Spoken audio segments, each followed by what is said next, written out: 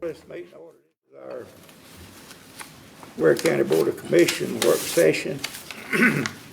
And I'm gonna do a roll call. First, Present. Mr. Burst, Present. Mr. Pope. Present. Mr. Lucas. Here. Mr. Barner. Present. Mr. Chevy here. Okay. I'm gonna ask Mr. Danny if he would lead us with prayer before we start.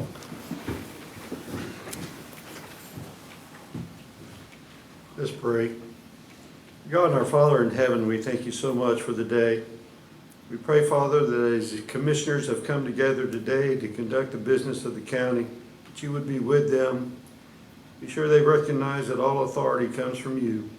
And help them, Father, to make decisions that are best for all citizens in our county, that can bring our county together for the betterment of all. Forgive us of our sins. In Jesus' name we pray, and amen. Amen. Please. I pledge allegiance to the flag of the United States of America and to the republic for which it stands, one nation, under God, indivisible, with liberty and justice for all. Thank you, Danny. We have one, I can get this, we got one guest speaker, Miss Laura Music, if she would come up and speak for us.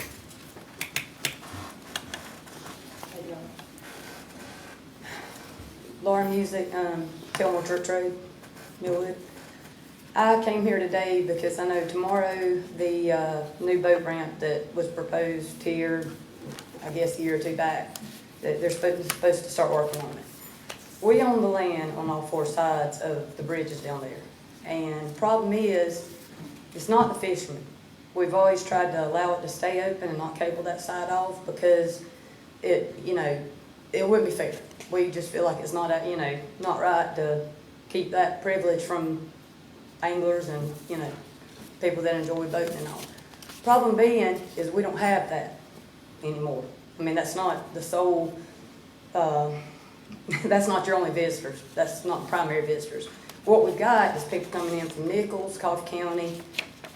Your trash at the boat ramp has been spilling over onto our land, and we've done everything in that. We've posted, we've fenced, we've cabled. I got a four-wheeler out of there week before last, and the meth mouth that I ran into threatened to kick my butt and everything else. And I'm like, well, you try it. But I've called the law, I've called DNR, I sent them pictures yesterday because in the evening times, I'll take my two dogs down there, let them swim for a little while. And Saturday evening, I was down there, the landowner that's right down the river from us, Mr. 10 Miles, he was down there. And so we left right before dark. And besides the burn barrel that's illegal, that somebody's put down there that's full of glass and cans, it was fairly clean. Well, went back down there yesterday afternoon. There's a whole crew from Nichols, Coffee County, covered in tattoos head to toe, and the place is trashed. And I left because I was outnumbered, texted two of our DNR guys, called the law. By the time the deputy or sergeant called me back, he said, I'm going to send somebody out there to check it. And I said, well, they're there right now. And I said, the trash is there because the grill, the evidence was there. By the time they got out there, of course, the people are gone. And to take care of a problem, you've got to be there when the problem occurs. So my question to y'all is, what does the county plan to do to protect our property? Because we're doing it. It's not our place to have to patrol, the bridge because people won't stay where they're allowed. But I do try to keep it clean. I've made rants and everything else on Satillo River Group because it's, some of it is locals with four-wheelers and all coming through from Millwood, places like that. But if y'all insist on putting this boat ramp in, that, I'm seriously against because I feel like it's going to increase our problem. But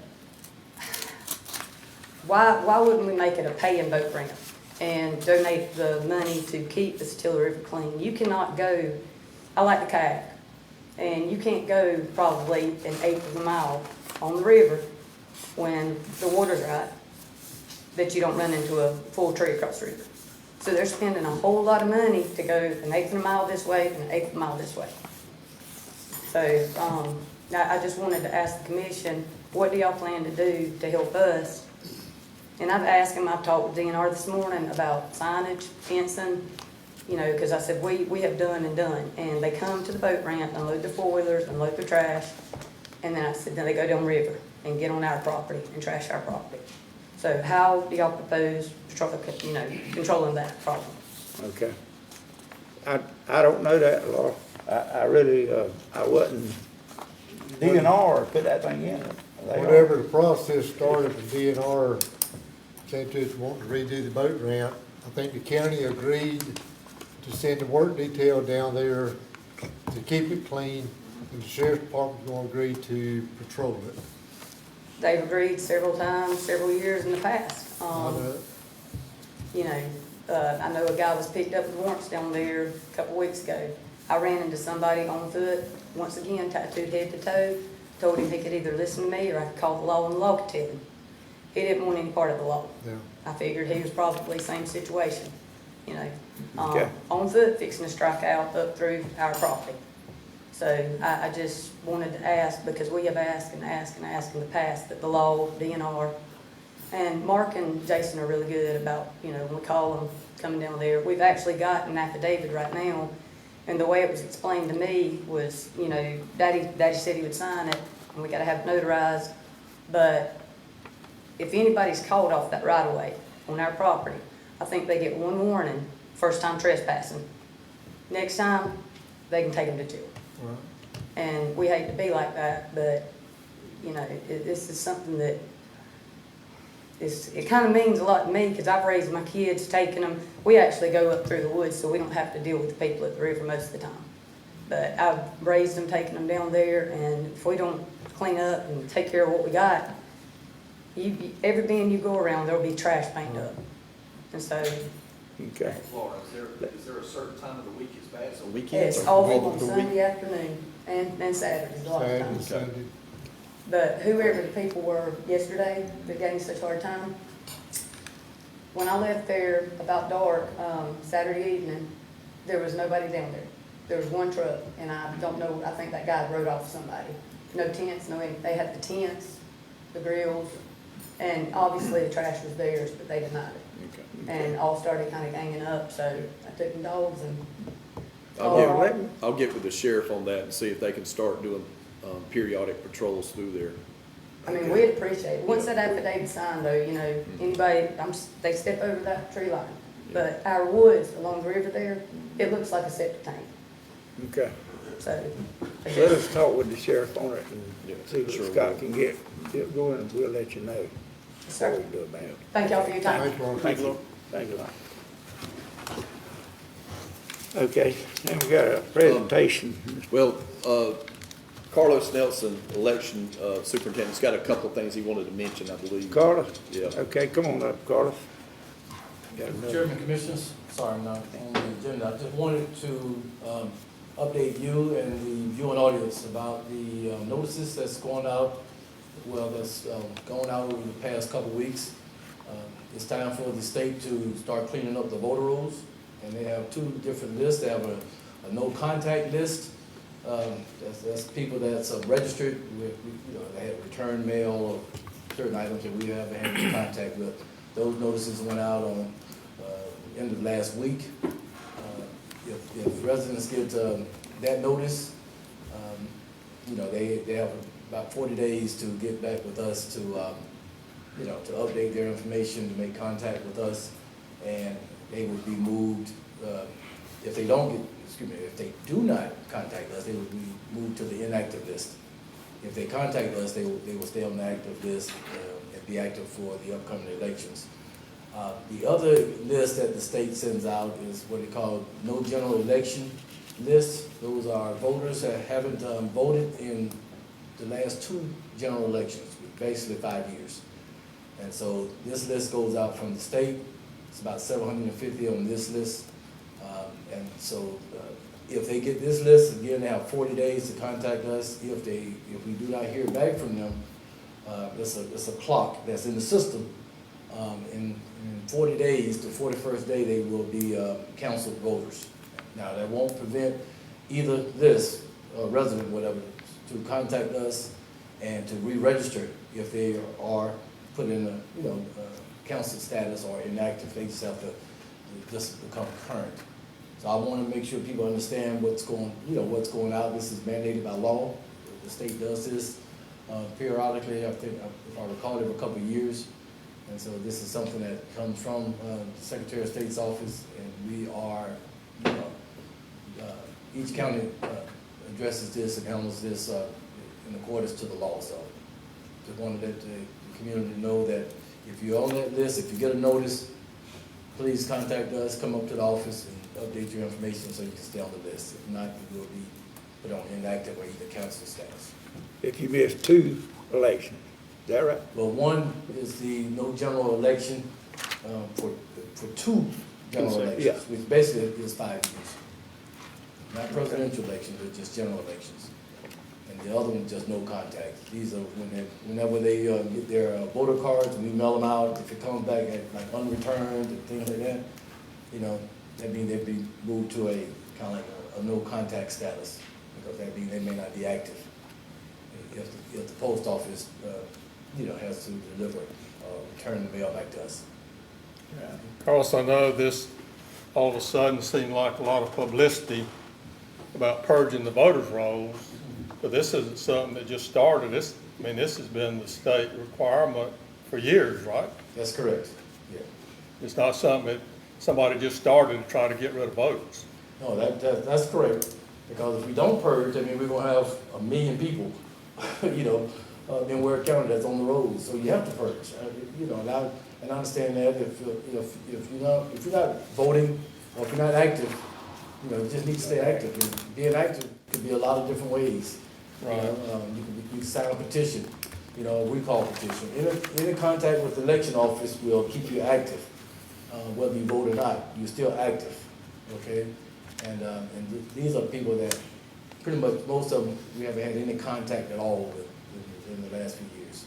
And just time to just clean them up. Right now we have about 22.5 on the voter rolls in Ware County. And I think we're sitting out about 750 no general election, and about another 550 for the no contact. So right at 1,300 notices went out. I got one question. I get a lot of emails from one of the political parties apparently they're having classes on how to force local governments to start using paper ballots. I get them all the time. What would be the cost of, if Ware County went to strictly paper ballots where you fill it in with a pencil?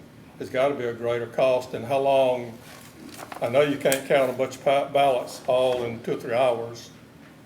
After polls close, how long would it take to get a total count if that was in place?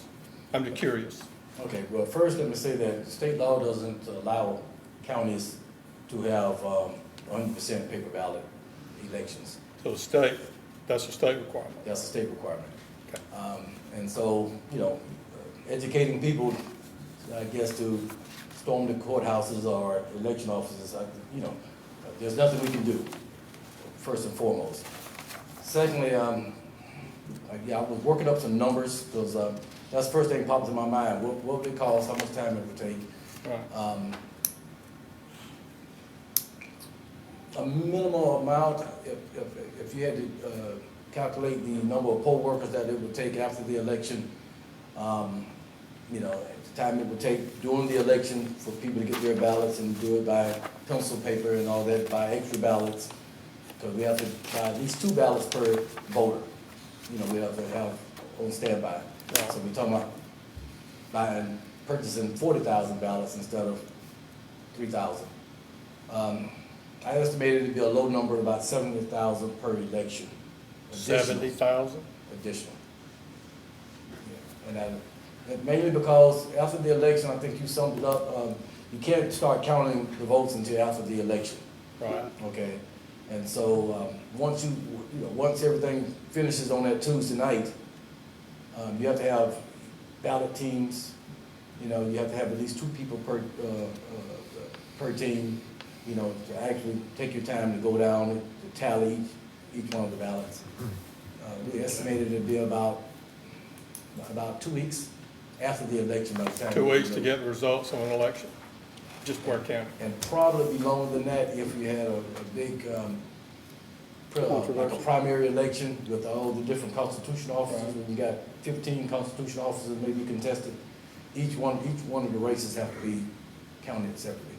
So it sounds easy, you know, when people say we don't want all paper ballots, but this is, you know, it's not doable. It really isn't, unless taxpayers or county commissioners want to fund. Like next year, we have at least 4, maybe 5 elections. If that was the case, we'd be spending about $350,000 additional for elections, and that's a low number. I lowballed it. You know, I want to make sure Right. I come in. All right, thank you. I didn't mean to take a lot of time, Mr. Chairman, but I thought it was Gentlemen, if I will, pertinent. just a couple of Anything things. Yeah. First of all, appreciate you coming, Mr. Nelson, our election superintendent. Going back to the, when you're talking about the purging and everything, and like I said, and I think Jerry alluded to it, that this is not anything new. This is something that periodically the state does. They require that we do it, right? That's correct. Okay, so with that being said, so I don't want it to be spin as someone saying, well, they're trying to suppress the vote or trying to kick people off the road. It's not that. It's really to protect you, to make sure that you're on the road. That is correct. If you're, you know, like I said, if you're not voting, then naturally you're gonna be taken off the road. But if you're voting, you don't have any problem. You don't have anything to be concerned about. And that's the key to remember. If you're active and you're voting, you won't get a notice. Right. You're guaranteed. Okay, and the next thing was about this hand count, and like I say, I've gotten some email traffic on that also, and my thing, and maybe you can help me, Danny can kick in here and help me out on this. Wouldn't we be kind of like going in reverse to go back to about the hand counting versus a computer? I mean, because to me, it's more susceptibility to you getting it wrong hand counting, because you got human hand counting, right? Versus the computer. And I know it's been a lot of stuff about the machines and all that, but those machines are tested, they are audited from time to time for accuracy and everything. So I don't understand what's the rationale behind going to the hand count, because it looked like we would be regressing to me. Well, 2 things. You're correct. You know, the move, you know, they're saying 100% paper ballots. Statewide, that's what we have. Every vote that's cast is a paper ballot.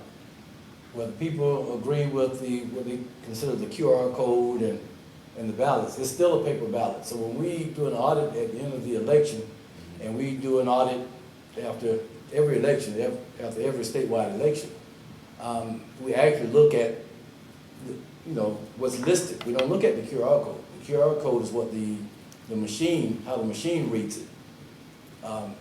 But when we've done our audit at the end of the election, we have come out 100%. Now, you're gonna have more errors, hand count, because it's human error. You know, especially if you're going a week, 2 weeks into recounting. Guaranteed after about 7 or 8 hours, you know, your eyes start seeing things, and you know, humans make mistakes. So, you know, I agree. I think, you know, you know, personally, me speaking on behalf of Carlos, you know, I don't think you know, paper ballots 100% marked, oval marking, paper ballots is the way to go.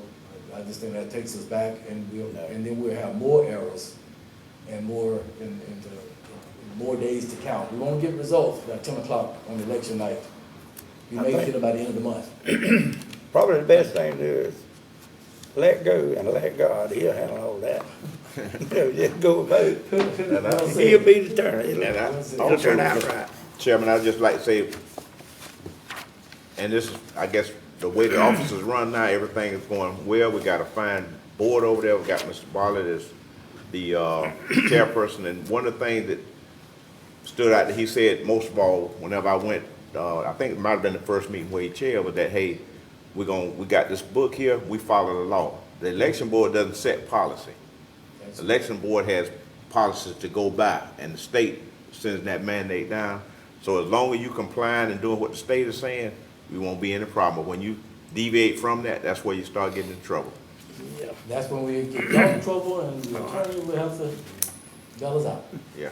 Anything else? And we don't want that. I got one We don't want that. We do have a good board and I appreciate the Yeah. support from the county Yeah. commission. Yeah.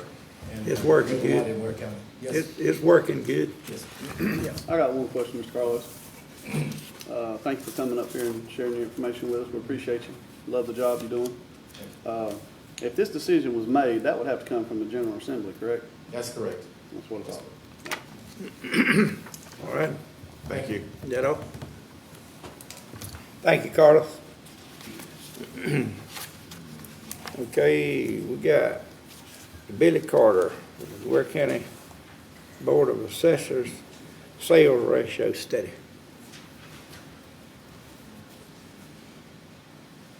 Good afternoon. Afternoon, Billy. I think Scott emailed all of them a copy of the study. This is something that's done every year with our office. We're audited by two different entities, and this is the audit division. This is what your public utility money is based upon, is what your score is on this analysis. And it's been tough on the real estate world. We had, out of 159 counties, 117 did not meet the requirement for full public utility collection. We did meet that, so we're very happy. And it looks like, based upon that, from what our collection was last year, public utility wise, Roger and I kind of estimated, looks like it's going to be around $250,000 increase, give or take. So right now it's just an estimate. But just wanted to kind of keep y'all up to date that, the office did a fine job of qualifying all the sales to make sure that we were putting good sales, getting bad sales out. So they sent us a list of about 1,500 sales, and basically about 315 were used in the audit. And of course, we have no idea which ones they're gonna choose, but just wanted to come to y'all and let you know that that's kind of where we are. We're proud to receive the number that we received, because when we originally sent it off, it looked like it was going to be about a 35, which would have cost the county about 5% of the total collection for your public utilities. So we're glad to be in that spot. Yes, So sir. the higher your ratio is, the more public utility money we get, correct? It needs to be between, ideally, above 38% and below 42%. Right. So that's the ideal. You still can collect on any of the other numbers, but once you get below 38, you start losing that full percentage. It just means that the CSX and all of them are going to pay on a 40% level of assessment. So that's what you want. That's full collection. So at what point does the county find whenever our ratio don't meet? I know several years ago, we had to pay a big fine because our sales ratio didn't meet the state's average. That is with the revenue department. Like I said, that is the other entity that audits us, and that is the entity that we have the inaccuracy of one of the numbers, the statistical numbers. And if you're looking at that report, I don't know if y'all have that in front of you. I sent it to him. Should be Y'all 35 do have it. Well, if you're looking at the top numbers in that top bracket, you're gonna see a median, an aggregate, a COD, and a PRD. That COD is a coefficient of dispersion measurement, and that's the one that we have out with the revenue department. So it's good in all classes of property but residential, so that's what we're working on fixing. So that's one reason we hired that company to come in here and They're helping us, yep. get it straightened out. Yep, but this is the audit department, the other one will be the actual revenue department, so it's two different ones. Going by what Commissioner Barnum said, have the contractors completed all of their work? No, we have a plan to be finished by May of this May. year. They should be starting, I went to the newspaper last week or week before and put our ad back in the paper because we were running it, but we should have 4 commercial and industrial appraisers on the ground here in the next week or two. They're finishing in Tift County right now. So that's the plan. Right now, we got a good plan. So if we got time, if the heat will give us a little break, it's a little brutal out there right now, but we're working on it, so. Has the personal property been completed? No. The first year, all the personal property was gonna be done for this year was gonna be, cell towers, and they've completed that. And, we're looking at some other stuff, in the near future. All right, thank you. Thank you. Thank you, David. Thank you, Billy. Okay. We'll go to the, excuse me, we'll go to the agenda items. A right-of-way encroachment request, City of Waycross water line interconnection. Oh, yeah, come on up. Good afternoon, Commissioners, Mr. Council members. If I can, sir, can I cover the first topic, or the second topic for the city first, and then come back to this in lieu of time? Yeah. Okay. So it won't take long on the first one. There are no slides. On the agenda, you see Midnight Basketball League at the sports complex down there. I just want to touch on that for a few seconds.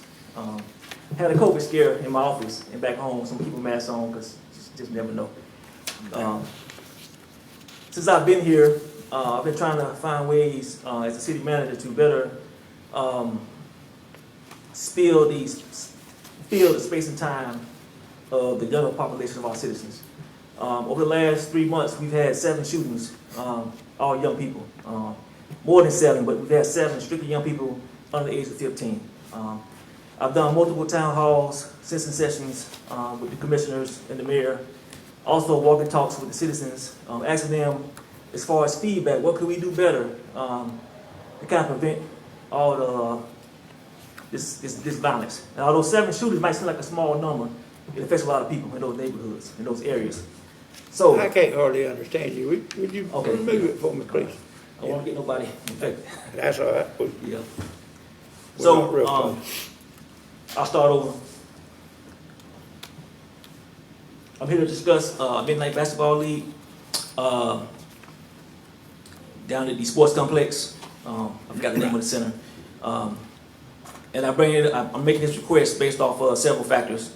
First, like I said earlier, we've been doing town halls, studies, walking talks through the commissioners and the mayor, and getting feedback from our citizens. Like I said, we had 7 shootings in a 2-month time period, everybody under the age of 15.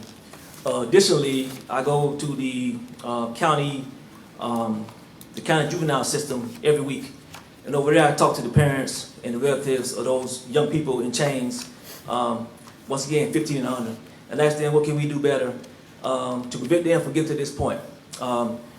They present a lot of options as far as outreach programs, but one of the main things that I know work is sports.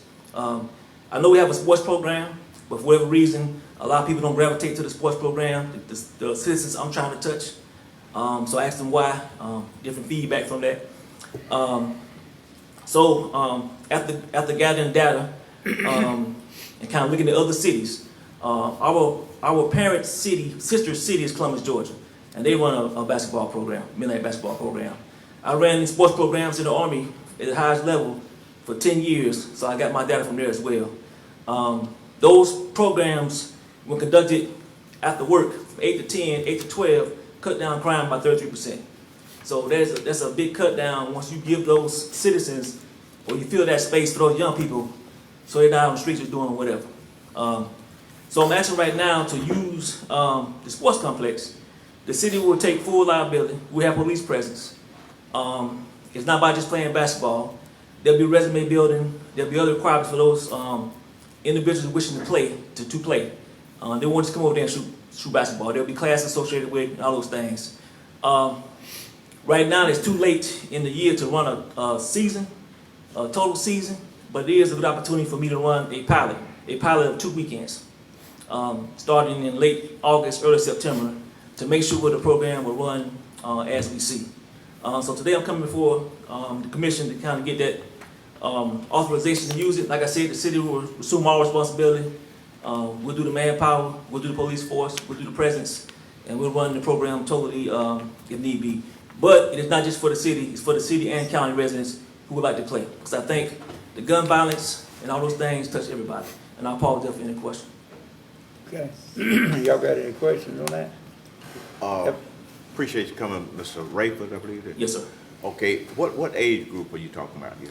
18 to 36. 18 to 36, so Yes, sir. basically talking about an adult Yes, sir. basketball league. Yes, sir. Because my understanding is, based with the inception of Midnight Basketball League, it was more geared toward like a certain age group. That's why I asked the question about what age. I think it was maybe like 15 to 18 at that time for kids that were basically like in school, and the time wasn't as long. That's why I'm asking, is it an adult basketball league, or is it really the same as Midnight Basketball League? Or? Yeah, so I focus it on the shooting because the last 7 shootings have been young people. So, 16 to 36. I'm saying 18 right now, and we're still trying to figure this out. But we also have a lot of crime with those, I'm still calling them young people, they're in their 20s. It's the same concept. Right. And like I say, talking to them, there's pretty much nothing for them to do in the afternoon or the nighttime, except get in trouble. Like I said, I know this works because we did it in the Army at the highest level for all our military bases. I've talked to 10 other cities. They currently do it now. It's cut their crime down. It's bridge gaps in the community with each other. That we kind of have down here a little bit. So I just believe we gotta do something. Right now we're doing nothing. So I'm just asking to at least try and see what happens. If it does not work, or some violence is associated with it, it'll stop immediately. But like I said, the city will assume all responsibility. And right now it's a unique opportunity to do a pilot. Because I want to start it when the kids get out of school. When the kids graduate, the ones that graduate and don't go anywhere, to stay here. It's very important that we fill that void until they figure themselves out. Because right now they just out here doing nothing. Yes, sir. Yeah, I think that's coming under law. Okay. I got 2 questions for you. Whenever we crunk up Bailey Street pool, y'all didn't have the funds to help security at the swimming pool. How can y'all have security out there at the basketball till 4 or 5 hours a night, but y'all couldn't do it at the swimming pool? So I have a budget, like the county has a budget, and if y'all had a budget to maintain that security, I offer to go in after the fact, but I don't want to spend something I'm not budgeted for. I'm finding this excess money myself right now to run. But y'all, this is not gonna be budgeted neither, is it? But this right here, basketball, Yeah.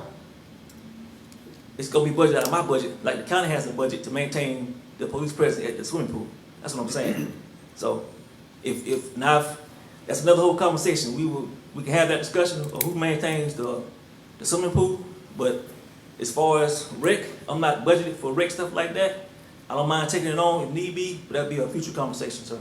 And also, the recreation department is inside the county out there. The city police officers wouldn't have no arrest powers out there. That's what I was thinking. Yeah, I still think presence, and my police department has a great relationship with the citizens. Of anybody right now, they probably do the most as far as trying to team build with the city. So them just being presence, they don't have to do anything. Their presence, I'm pretty sure, will stop any type of violence. Scott, dog, in their adult basketball leagues at the Recreation Center now? Yes, sir. Right now, with the issue with is the air conditioning units that we need to eventually get those replaced. Those are the new units that were put in there when the building was built. But are some of them working? I mean, it's Yeah, they are. 7 They or 8. are, but it's kind of intermittent from this point. But yes, sir, there is. They've been out there, Mr. Manager, they've been out there for about, 18 years now? A little over 18, I think, closer to about 20.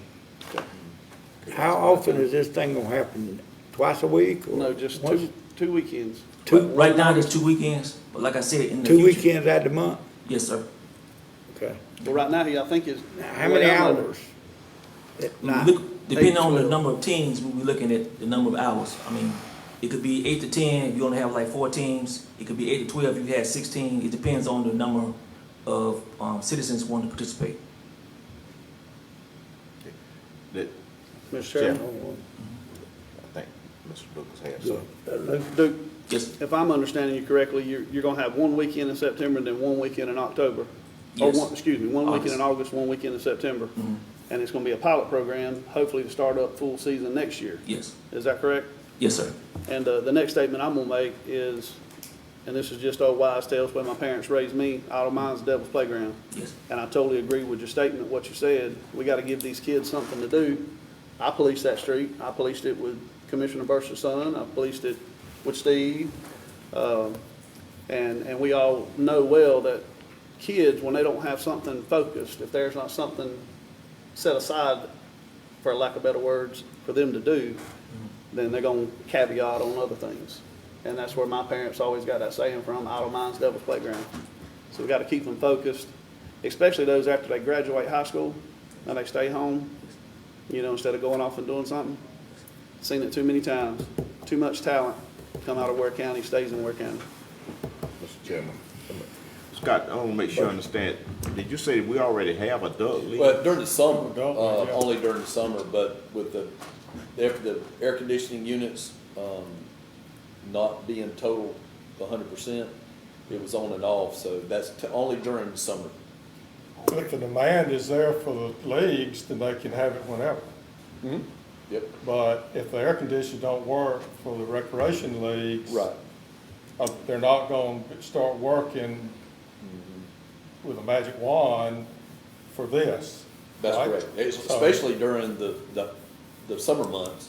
Yeah, You know, he's for talking here, about, that's all the way into like October, Yeah. basically, so. I just remember the problems with midnight basketball in the past when it was at City Auditorium, and I'm just real hesitant about even getting started when there are leagues offered by the Recreation Department.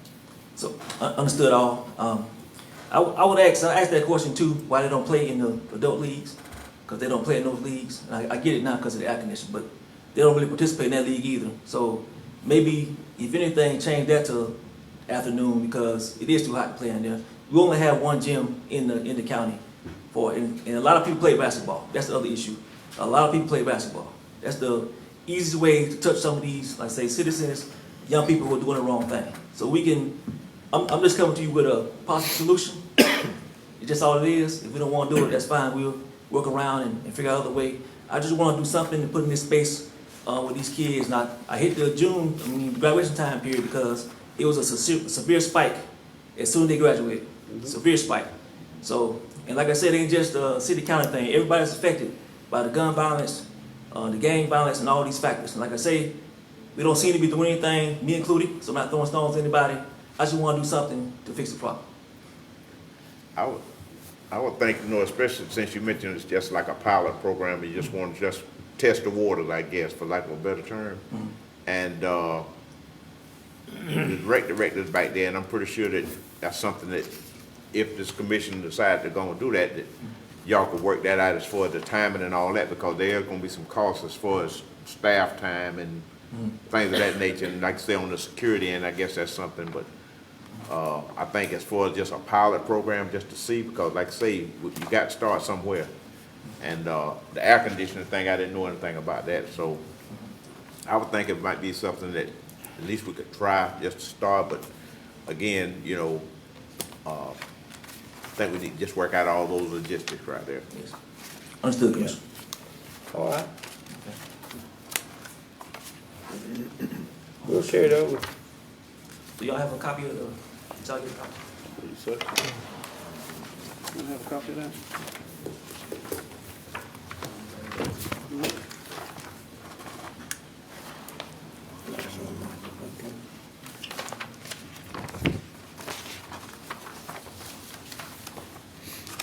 Thank you, Duke.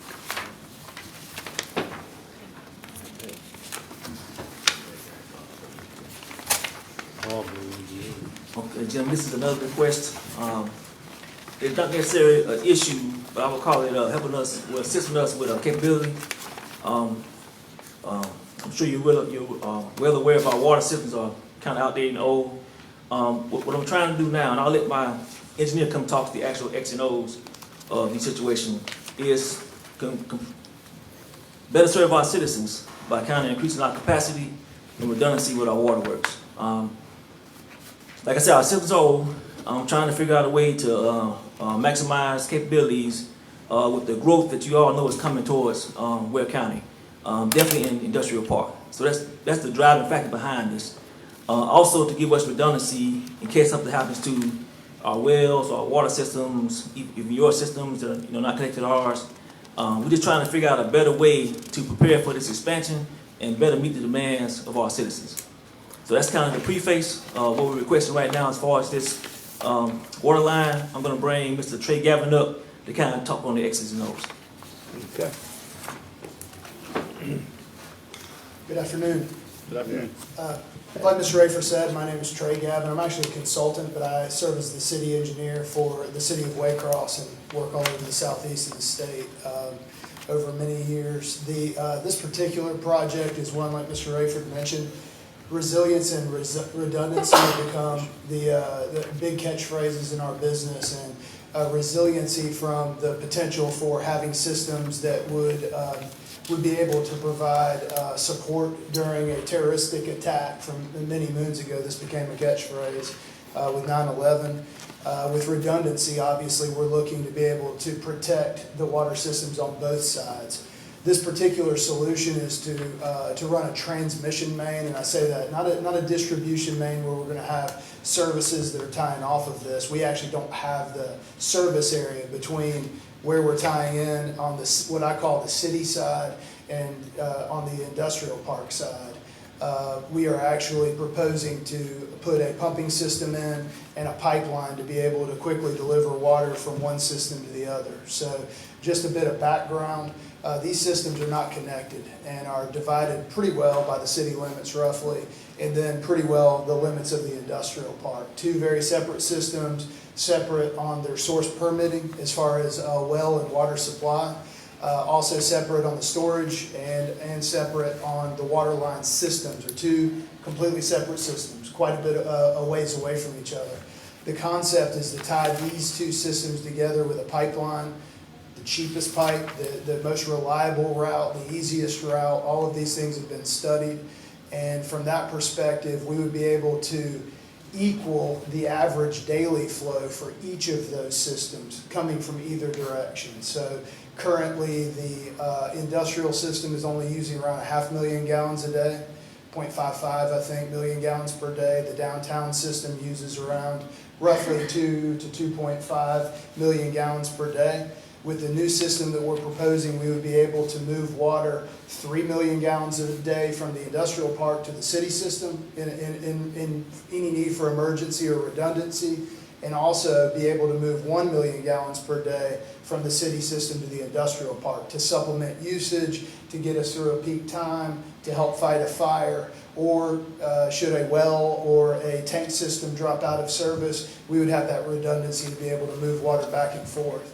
We've modeled not just the system for the interconnectivity, but also the systems within each systems as to where the most ideal spot is to connect to be able to drive water rapidly along this pipeline. And so after that homework, we've been trying to work with the county for some time to find, can we get the conversation going? What will it take for us to be able to get what I call an encroachment permit, although I'm not certain that the county has such a permit. We're looking for approval just to utilize the county right-of-way on our trip from one place to the other. And the slides support that. I do have a graphic in the slide that shows the route coming up Thomas Street, West Blackshear, going out to Cherokee, and then running a very rural route, frankly, along Blackshear and along Cherokee is quite rural, the end of which is a dirt road where we have secured an easement from a Mr. Williams. That right of way is actually not the county's based on our research, but I think you guys do maintain it. Is all those wells on a telemetry system? What's that? Is all those wells on a telemetry system? All wells talking about either system? Yeah.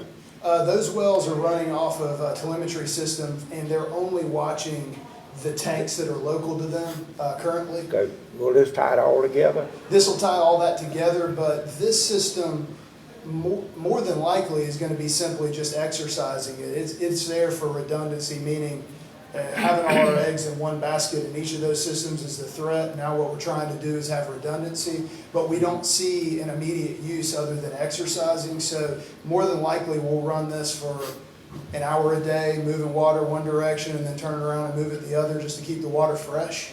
But I don't foresee it watching anything and pulling one system to the other on a typical basis. That's not our plan at least. Okay. I will also add that currently we have a 3 million gallon per day or more permit at the industrial park for permitted withdrawal. So even though we're only running 500,000 gallons per day, we do have quite a bit more flow that could be captured out there and moved, but that's not our intention at the time. For the industrial park, there are 2 wells and 2 tanks. I think you're right. Both of them work. I think one of the tanks is out of service right now just because we can't keep that amount of water in the air. It gets old, and so we have to be able to move water around.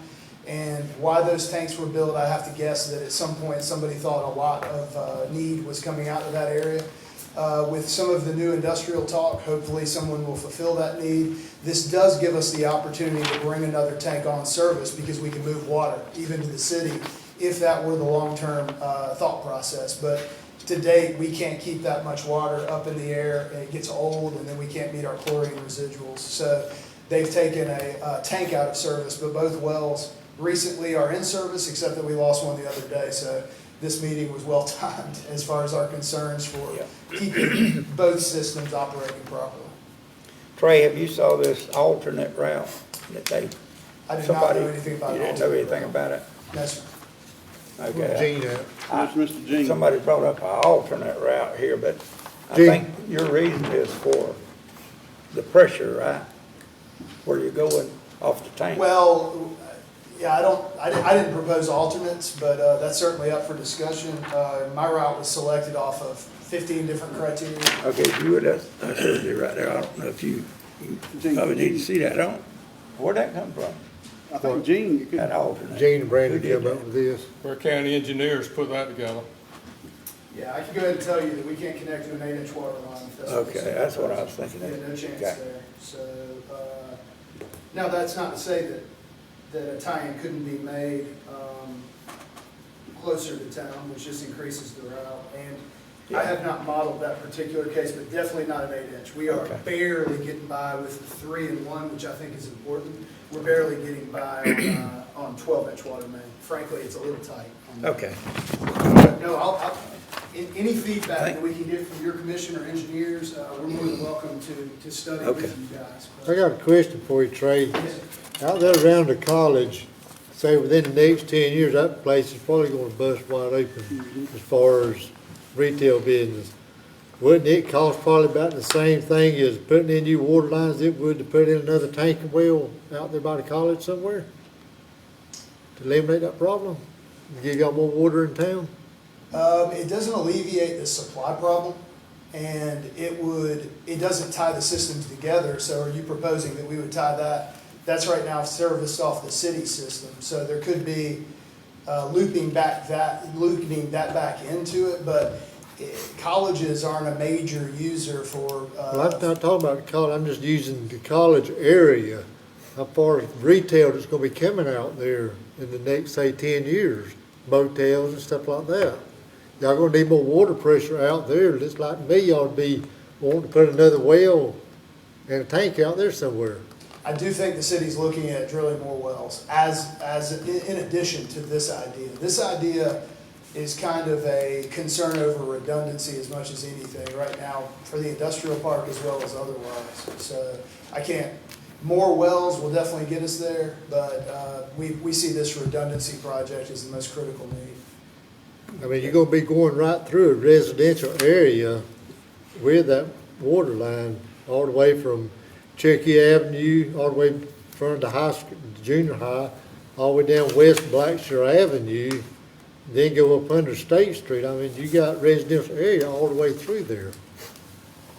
We're not, they all have got water way over that service. then. This isn't our water service area, it's Satilla. I know that y'all gonna have to tear up the right of way to put your water lines in, what I'm trying to say.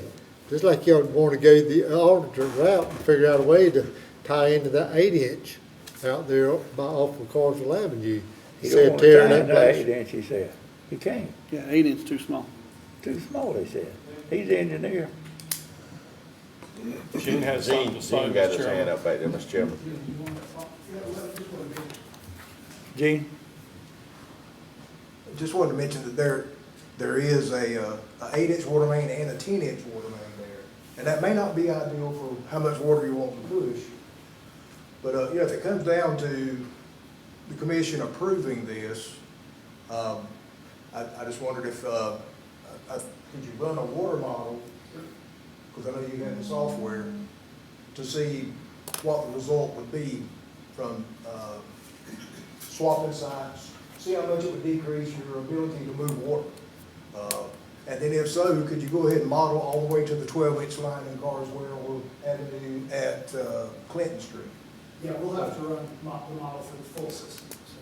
Yeah, and as honestly, I mean, I think what the county originally, when we first got word of this, I worked for the city for a long time. I worked in the water department, so I understand the need for redundancy of water supply. This is something I think the city's been struggling with for the last 20 years, especially inside the city limits. Can everybody hear me? Yes, sir. Yes, Yeah. Yes, sir. So, it gets to a point, I guess any solution is better than none.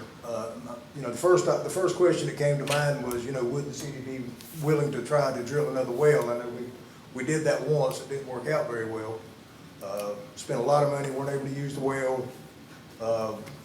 Nobody's fault that I can point at. It was just bad timing, it was a bad place, a bad location.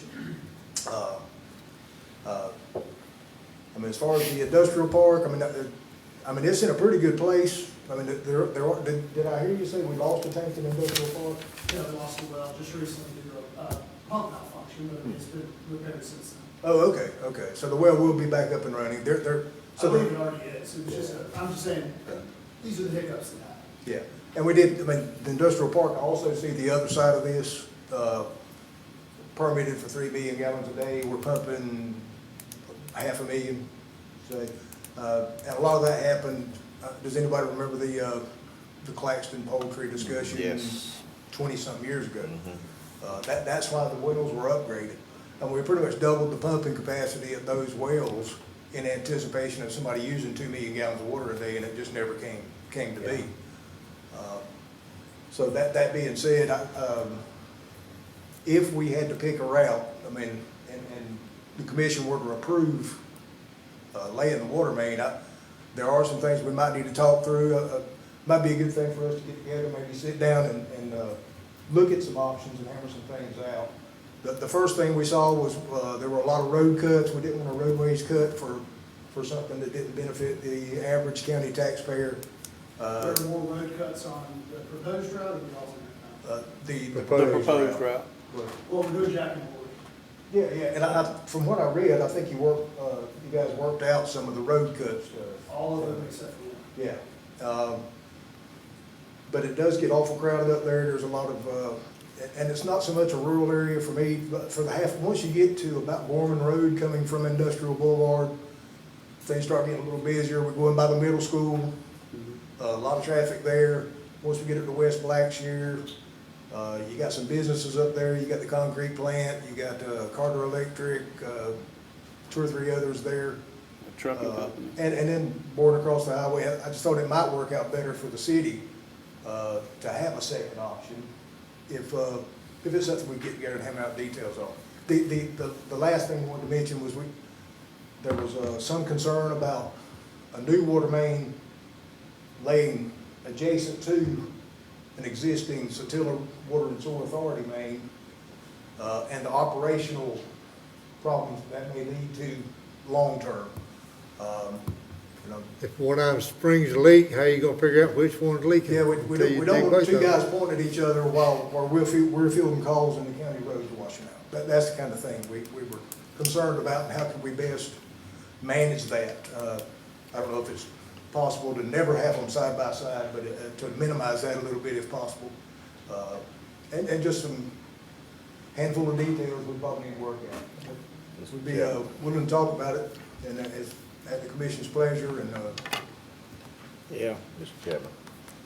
Okay. And the last part, I appreciate everything you said, Gene, but especially the last part. I think most of us sitting on this board right now, we don't know as much about this water and all this looping and all this kind of stuff. And I think that the engineer of the city and the county engineers, along with whoever else needs to get together and come up with plan A, B, and C or whatever, and bring it back to this commission. And that way, that at that point, we can make a decision we feel like is best. Now, you mentioned about the wells, and maybe, and without getting into a long drawn out thing, the well that's out there on Allen Street, or the tank and all, the well, that's not even operable, right? the tank is operational. I mean, but it's not in the water. Yeah. There was a well and a tank. The well had to be abandoned. The tank is connected to the system, works well, does what it's supposed to do from what I understand as far as, Well, Gene, we don't have a water system. The Satilla has the county water system. I mean, have you talked to them about it? Is that what you? I a little mean, bit, they are a little concerned about mains running parallel next to each other. I mean, it looks like, we got places where the water lines would be like 5 feet apart, less than 10. On the same shoulder of the road is even confusing. Trey, did you talk with the Satilla about it? No, I've been trying to just get. You just want the right of way. County that I could. Encroachment. Okay. I've talked to Satilla a few times about this, and what I'm trying to avoid, this is like a 4-year thing, back and Yeah. forth. So I fully acknowledge, find another route, we'll do that. I just asked that I can work with Scott, like monthly, some kind of way to keep this going, because too many things just drop off. And then when something happens, we have to take it back to the citizens, we just forgot it. I mean, we just forgot this, to be honest with you. And then lost eyes on it. So I just want to keep the conversation going. I will definitely, work with Scott to make it work with our 2 engineers. I just don't want to go through 3 more years and then come back here and have to find another route, if that makes sense. Okay. Can we get with the city, I mean, Yes, sir. with the county water department, and then get back to y'all Yes, sir. on this here? Yes, sir. Can we do that? That'd be good. Trey, Okay. I got one That's other better. question for you. Haven't the city water department got a working agreement with Satilla? If the city needs water, they can just flip a switch and county pump water into the city? I'm not sure if it's water as rapidly and as much as we would need if things were to not go the city's way. So, Yeah. Okay. Okay, we'll let Gene get with the Satilla, and if it's okay, we'll do a reroute or either a proposed area, and let Gene come up with something and let us y'all work. know. Okay, cohesively together. is that all right? Okay. All right. Appreciate y'all coming. Thank y'all. Let us know. Thank you, Duke. Okay, let's see, we're on a purchase request for, Life Pack 15 ambulance. Mr. Chairman, Commissioners, if I may, I want to defer to Dr. Parham on this to kind of give an overview of the existing fleet and what the need is there to purchase another ambulance. Okay, Thank you, Mr. Chairman and Commission, for giving me this time. I've got this spreadsheet, Excel spreadsheet that I'll refer to and make a few comments, and then I'll take any questions you have. But we were on a every 2-year replacement while the SPOS was in effect, and you can see that we had consistently replaced them every 2 years up until 2018, and that's a little misleading because we have 2 2018 models, but one we got in 2019, but they already had the new trucks on the lot, and so we ended up getting 2 2018 models, but they came about a year and a half apart. Then the SPOS lapsed, and you'll see, so one of those was delivered in 2019, but we missed a replacement until he kindly gave us one in 2023 that we just received. We're still running 2 ambulances that, one's 11 years old and one's 10 years old. They're both reserve ambulances, and one of those, the 2013 model, is having the engine replaced now.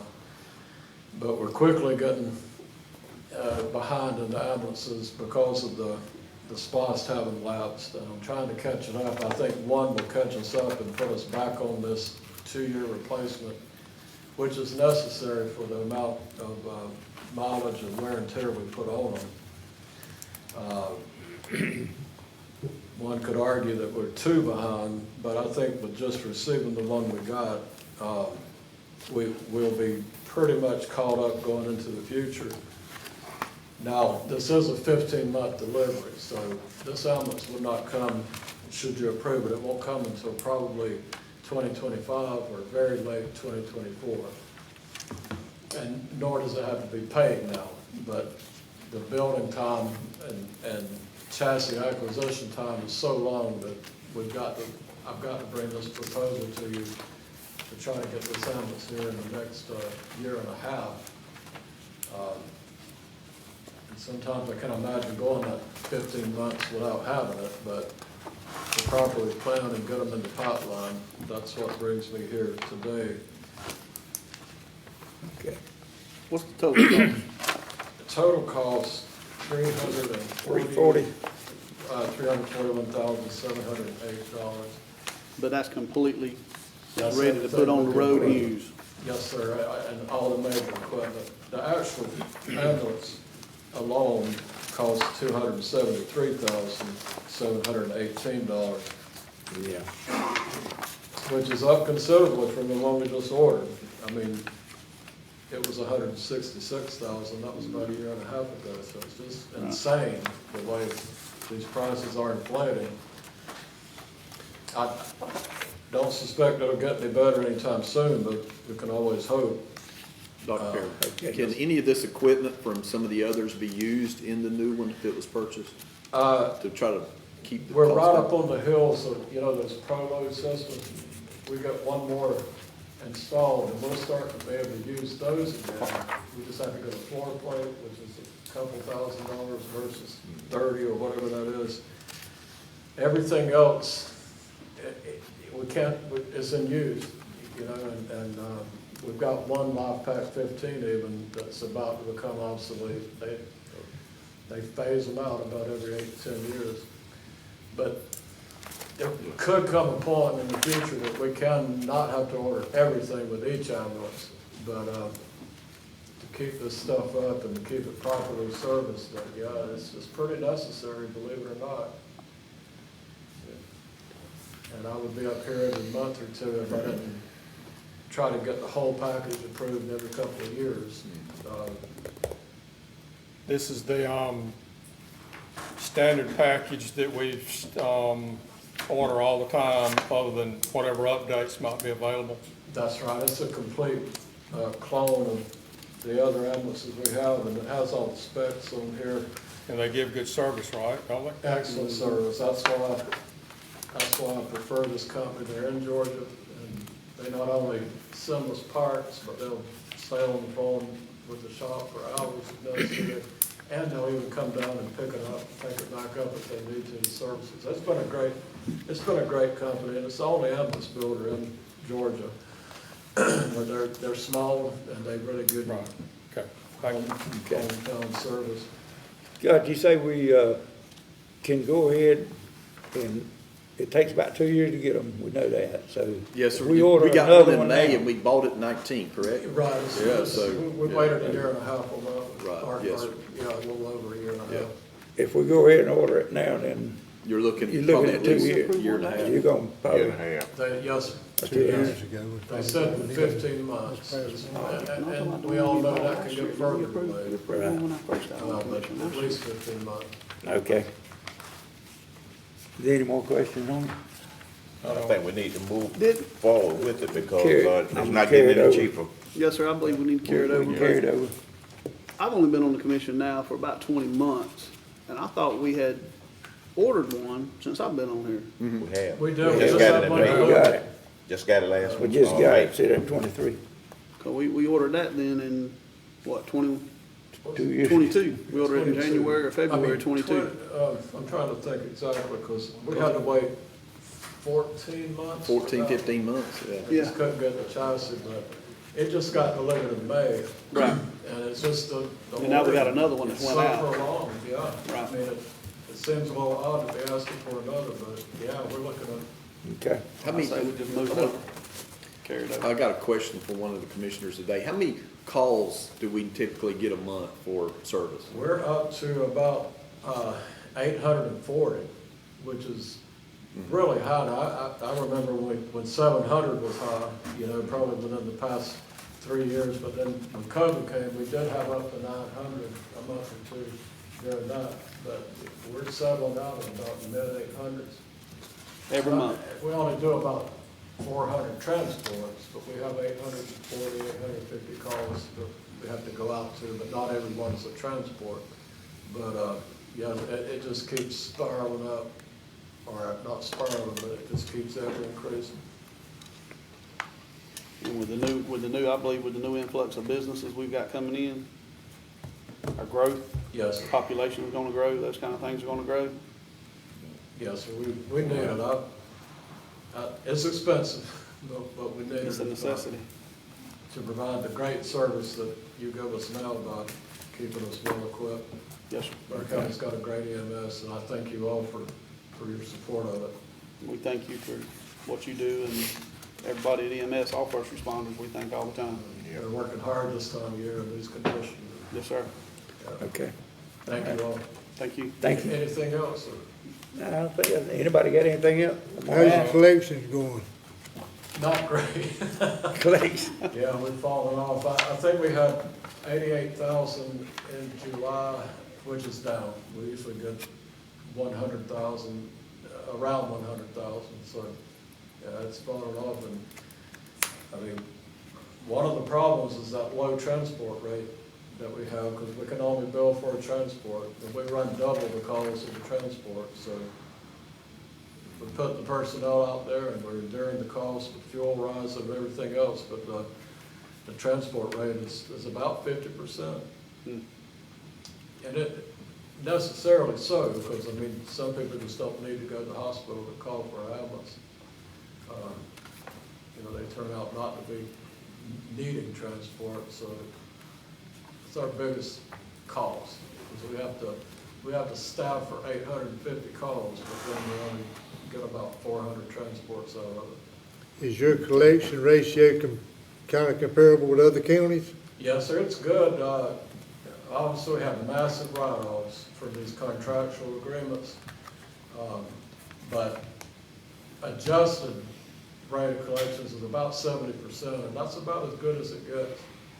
It's about 50% before those contractual write-offs, but yeah, it's good. Okay. Okay. I'm hoping things turn around, but yeah, I don't know what we can do different. Lots of people use the ambulance service for taxi. Oh, no doubt about it, yeah. It's always been a lot of, Sometimes Kind of it's just expensive to ride there, ain't it? yeah, they don't have to pay for it, don't worry You about it. don't have to pay for it, just call in for a taxi. Yeah, That's the thing, we go every time, yeah.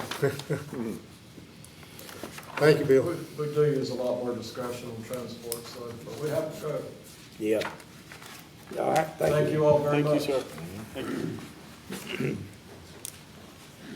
Okay, we've got a purchase request for planning and codes pickup truck. Now, I understand they wrecked one, is that right, James? You come up.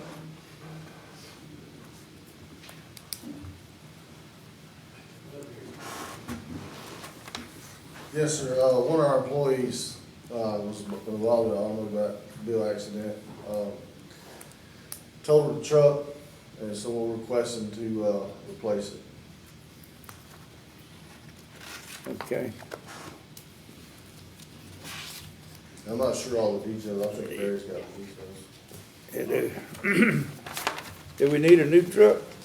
We do. No, you don't. Everybody wants a new one, Hey, the building inspector driving the, expedition that's been driven by Sheriff McQuaig when he was sheriff and somebody before that. You go outside to get in it and about get high from carbon monoxide. You get in the door. What model truck is that last one you bought, that Dodge? 2014. Is it a pretty good truck? It's working well. Serving the purpose like it ought to? It is. Maybe we can find another one like it somewhere. Well, it's your decision. What you wanna do is what you wanna do. Barry, come get us if it breaks down. Okay, you got, the insurance paid $15,803 for the old one. Yes, sir. Well, now, I got, Chief, if we approve this truck, is it gonna be your truck, or is it gonna be a new person's my truck? So it's gonna be your truck, Yes, sir. not the new person? Not a new person. Okay, You wreck one, you drive over. there you go. Okay. All right, any more questions on it? Not just making sure it was gonna be for the Let's chief. carry it over. My understanding is one that they already have in stock out there, what, Walker Jones or? Yeah, they got one there. They got it in For stock. sale. There's actually a recall on it, on the airbag, and they're waiting on the part for that to come in.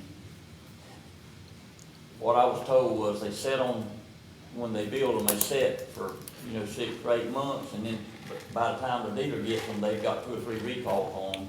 And this was one, this is the only one they got, but it does have a recall on it, and they're waiting on the part for it, so it might be a week or something before, the part comes in. It's been ordered, they said, for about 2 months, but. And that, the only other one that we can get in a short time is what, 6 months, something like that?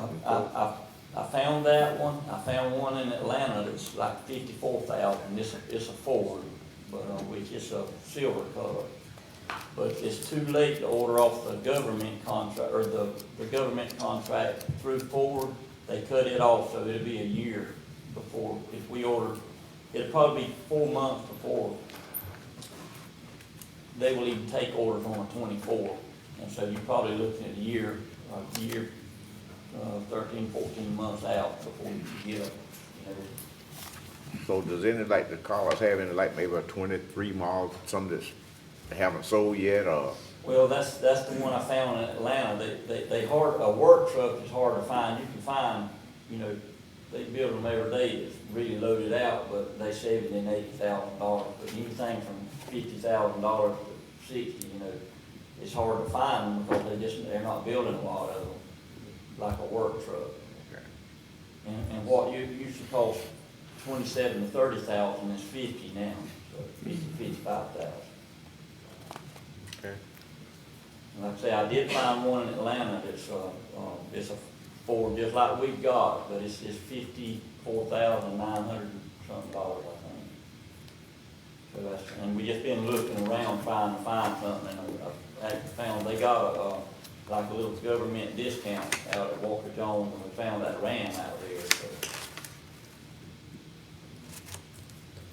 Okay. How much James, is it? Go ahead, Steve. I got a question, James, the building inspector, they need a truck, why couldn't they drive a car? Well, they need a four-wheel drive. The building inspector actually needs a four-wheel drive going up on these lots that's hired up and all that. There's been several times we've almost had to go get him. Sometimes he's ridden with whoever has a four-wheel drive to get back there to where they're building the house. But the driveways aren't done when you go up there.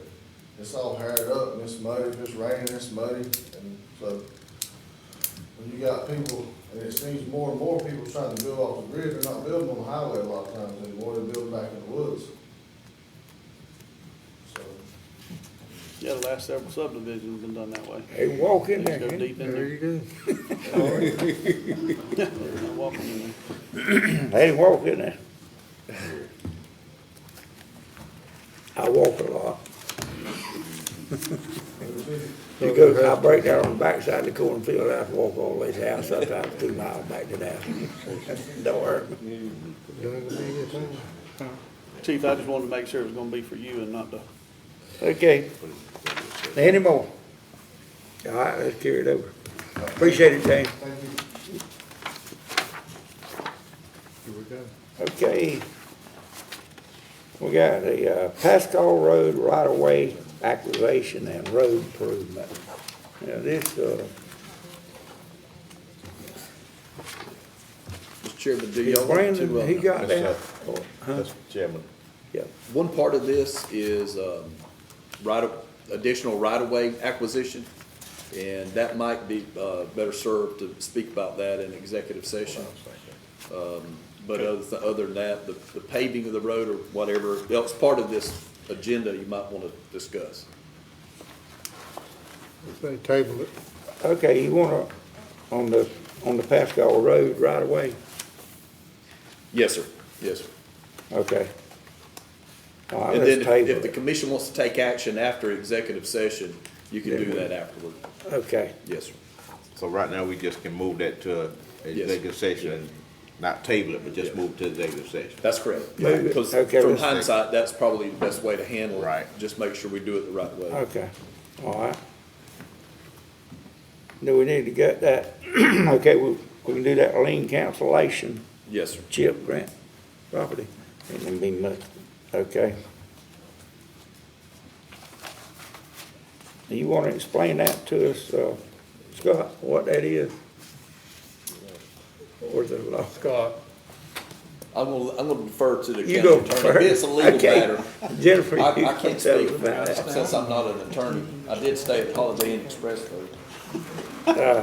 Being told by the county clerk, we just found more information over here, do we need to add that on? Carried over in a ring. I'm being told there was some additional information that I'm not aware of, so I'm just making before I tell you what I know to make sure. Is this something I need to know before I tell them? You can probably just go through that timeline. Okay. So essentially, this is an old lien that the county had that a former county manager signed, and it was done as part of a loan that was given to a low-income homeowner. So since that time, and we've got the timeline, I think, in your books, but she passed away, and then the home is actually burnt, and the county has taken it down, so it doesn't actually exist anymore. But under the original terms of the lien, after 20 years, the county would forgive the lien, and it would be, so it's just still there, it's still kind of clogging up the good title on the property. So it is proper for you all to, at this time, take the action to cancel that lien. Cancel that, okay. All right, we can do that, we'll carry it over to the commission meeting, those, okay. All right. The CSRA probation service contract renewal. I think we've done this every year, don't we? Yes, sir, this is Yeah, a this is, formality. There's three contracts. One is with magistrate court, the other is with, Right, the state court, and the third one is the Superior Court. And this is probation services, everything is paid for, by the offender. This doesn't come from, the county, so it's just a formality. okay. Mr. Chairman, I got a Any question questions on that? Yeah, I noticed in reading those contracts, everything is the same except when you get to the Superior Court, it's $5 more for the, one part of it there. And I was just wondering if that was a typo or was it? I asked that same question, I realized, but they said, no, that's the way it's written for Superior Court because of the cost involved. Now, this CSRA, whatever, is this a private company? Yes, sir. Yes, sir. They've been doing it for years. Yeah. Many, many years. Okay. Any more questions on that? So this company does probation for Superior Court also? I thought the Yes. state of Georgia had their own probation. All three. Magistrate, state, and, Superior Court. They contract all of it, don't they? Pretty good deal. The reason I asked about, about the ownership of the company, because it was some issue come up back when I was on the city commission about companies that was doing the probation, but also was expending out the sentences too, so it was got kind of muddy then. That's why I was wanting to know, was this a private owned company or was it a state or what,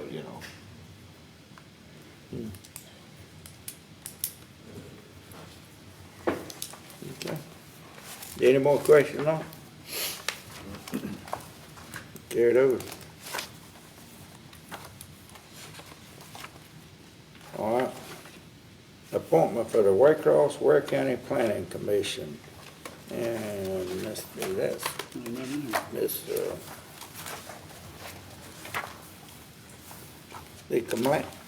Planning Commission expires on June the 30th. Ms. Christy King is the foreman, was appointed to post 3, and she has stated she would like to remain on the Planning Commission. The term for the post 3 will be July 1 of 23 to June the 30th, 26. Y'all got any questions on that? She's a good one. She a real good one. Yeah. Okay. I'm good. Everybody good? Carried over. Okay. Okay, county manager report. Yes, sir, I only have 2 things. One is to kind of bring you all up to date and the viewing public, the 2 overpasses that are being designed now, being planned for. The one on, and I'll go for the one that's really the oldest, the US 1 overpass. The right-of-way funding has been authorized by DOT. They held a right-of-way acquisition meeting with the property owners there on US 1, Ozzie Davis State Street. And also, too, the right-of-way appraisals will be coming in fairly soon. We should know, they should let us know when that happens. The only problem is there was a setback from the standpoint of the MSE walls that were encroaching into the CSX right-of-way. And CSX basically said that was a no-no, kind of what they did with us out in Jamestown. But because of that reason, they had to go back and redesign, recalculate, and also do some additional borings out there. So it pushed the project back about 13 months, up to 13 months. I spoke with the project manager. He hopes that that's not going to really go that far. So that's where it is, and the contract would be let, the new date for contract letting would be around June 2025 instead of June 2024. And hopefully they're able to pick back up and make some headway there to get that done. And also too, the Albany Avenue overpass, the surveying's been done. They created the database. We got a copy of that electronically. They're using that to kind of check all the design that they have with the new right-of-way. The surveying they have for right-of-way.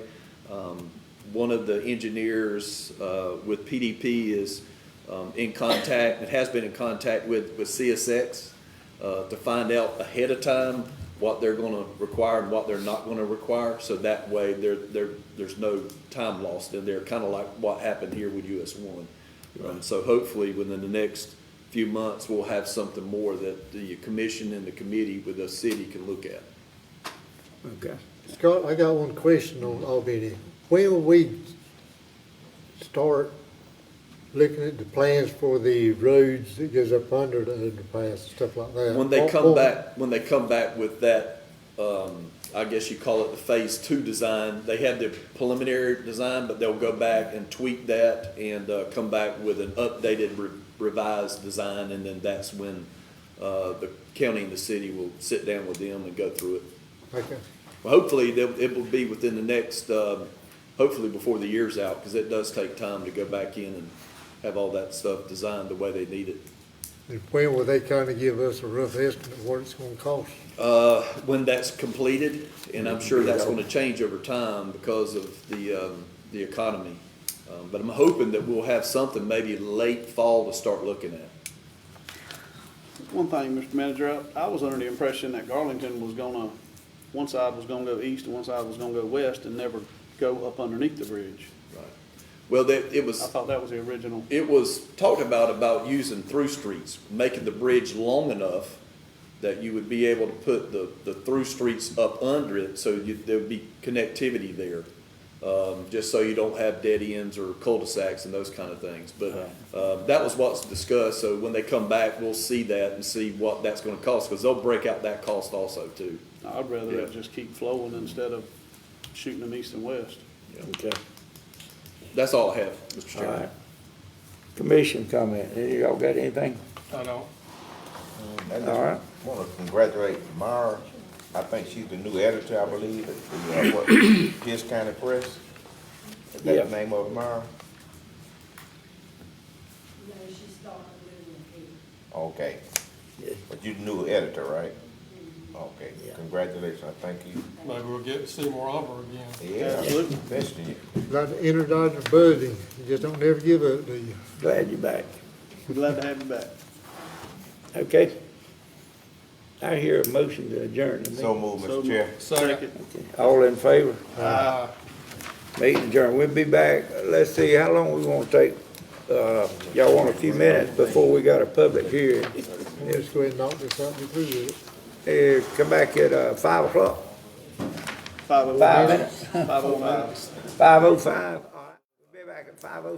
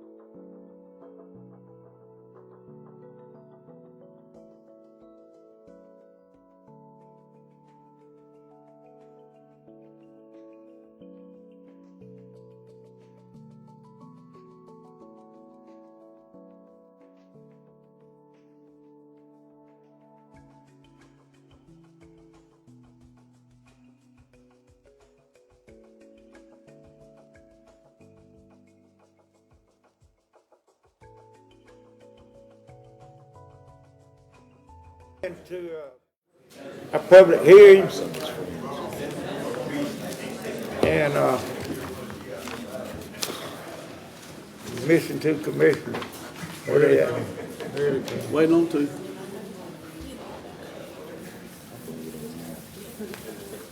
Tell them you're gonna dock his pay if you don't come on. Yeah, I want, where's Mr. Burris at? I want to dock his pay.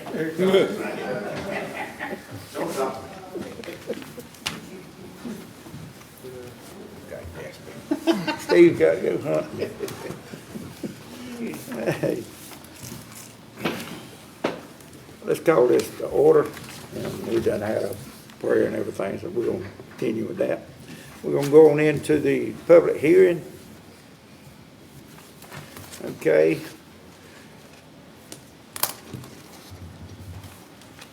A request has been made by Mr. Jason Woodard, the landowner, to rezone his property at 251 County Line Road, partial number 071-E051-057. He gonna go from A1 agriculture to A agriculture so as to permit the use as an RV park. Who is Jason here?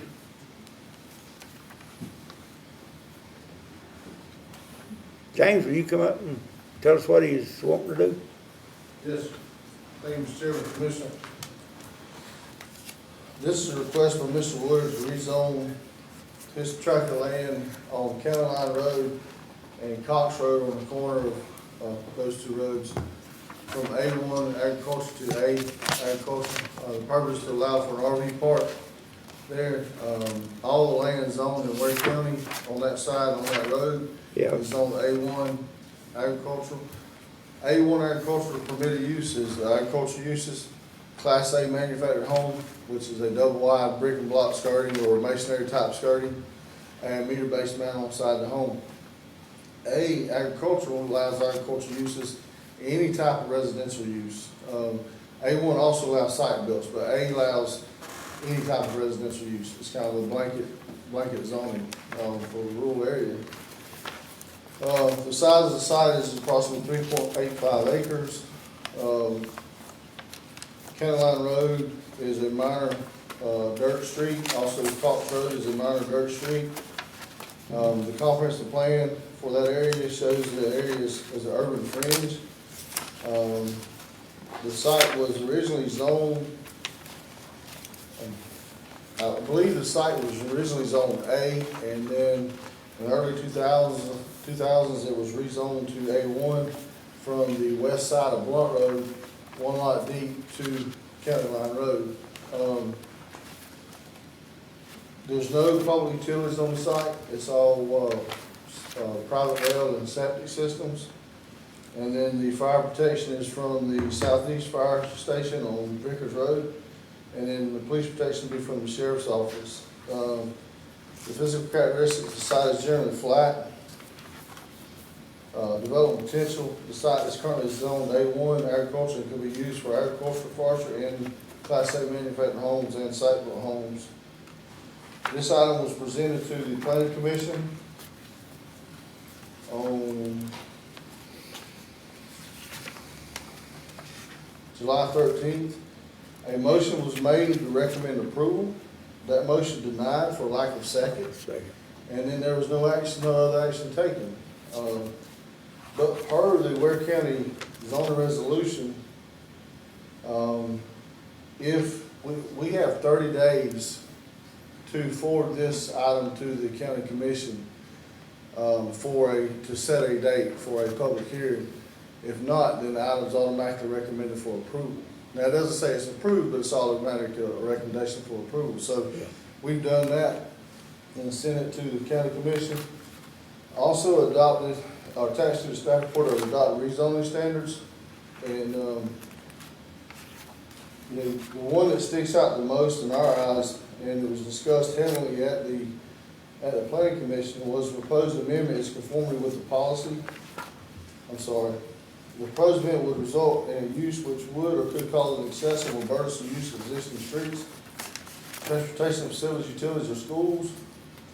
And that item is a yes, just merely because of the condition of County Line Road when it starts raining. It stays boggy, it stays underwater, when it starts raining.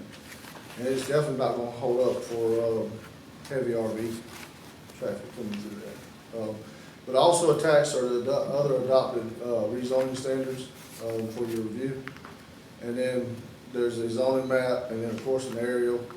And if you see on the screen, the white mouse there, and that's the subject property right there. Yeah. Okay. Okay, but Jason's not here for it, so. All right. We haven't any, oppose it. All y'all oppose it? Ooh, we ain't got time for all y'all. What I'd like to do could one or two of y'all come and, Come on, boat ride. explain it to us? Keith Boatwright signed up, so he's legitimate. Yes, my name's Keith Boatwright. I live at 4301 Miller's Road, which is off of County Line Road. And good afternoon, Commissioners. Thanks for allowing me to come and speak today. I'm here to speak against the proposed rezoning in my neighborhood. When I was looking to build, I looked for land in the area that had zoning that would help protect my investment from the future loss of value from just anything being built in my area. I chose Miller's Road. To rezone and allow RV park goes against the very reason I built my house in the neighborhood I built it in. RV park brings all kinds of traffic in from all direction areas. Most RV parks that are being set up in the county are turning into more than just lower grade mobile home parks, with RVs being used to homestead instead of mobile homes. Either kind of park will possibly affect the value of our homes in a negative way. Do you believe that the future buyers will want to purchase our properties with a permanent style RV park in our backyards? I don't think so. I also have, James mentioned about the dirt road. I have pictures of the dirt road as of today or yesterday, when it was taken, if y'all would like to see them.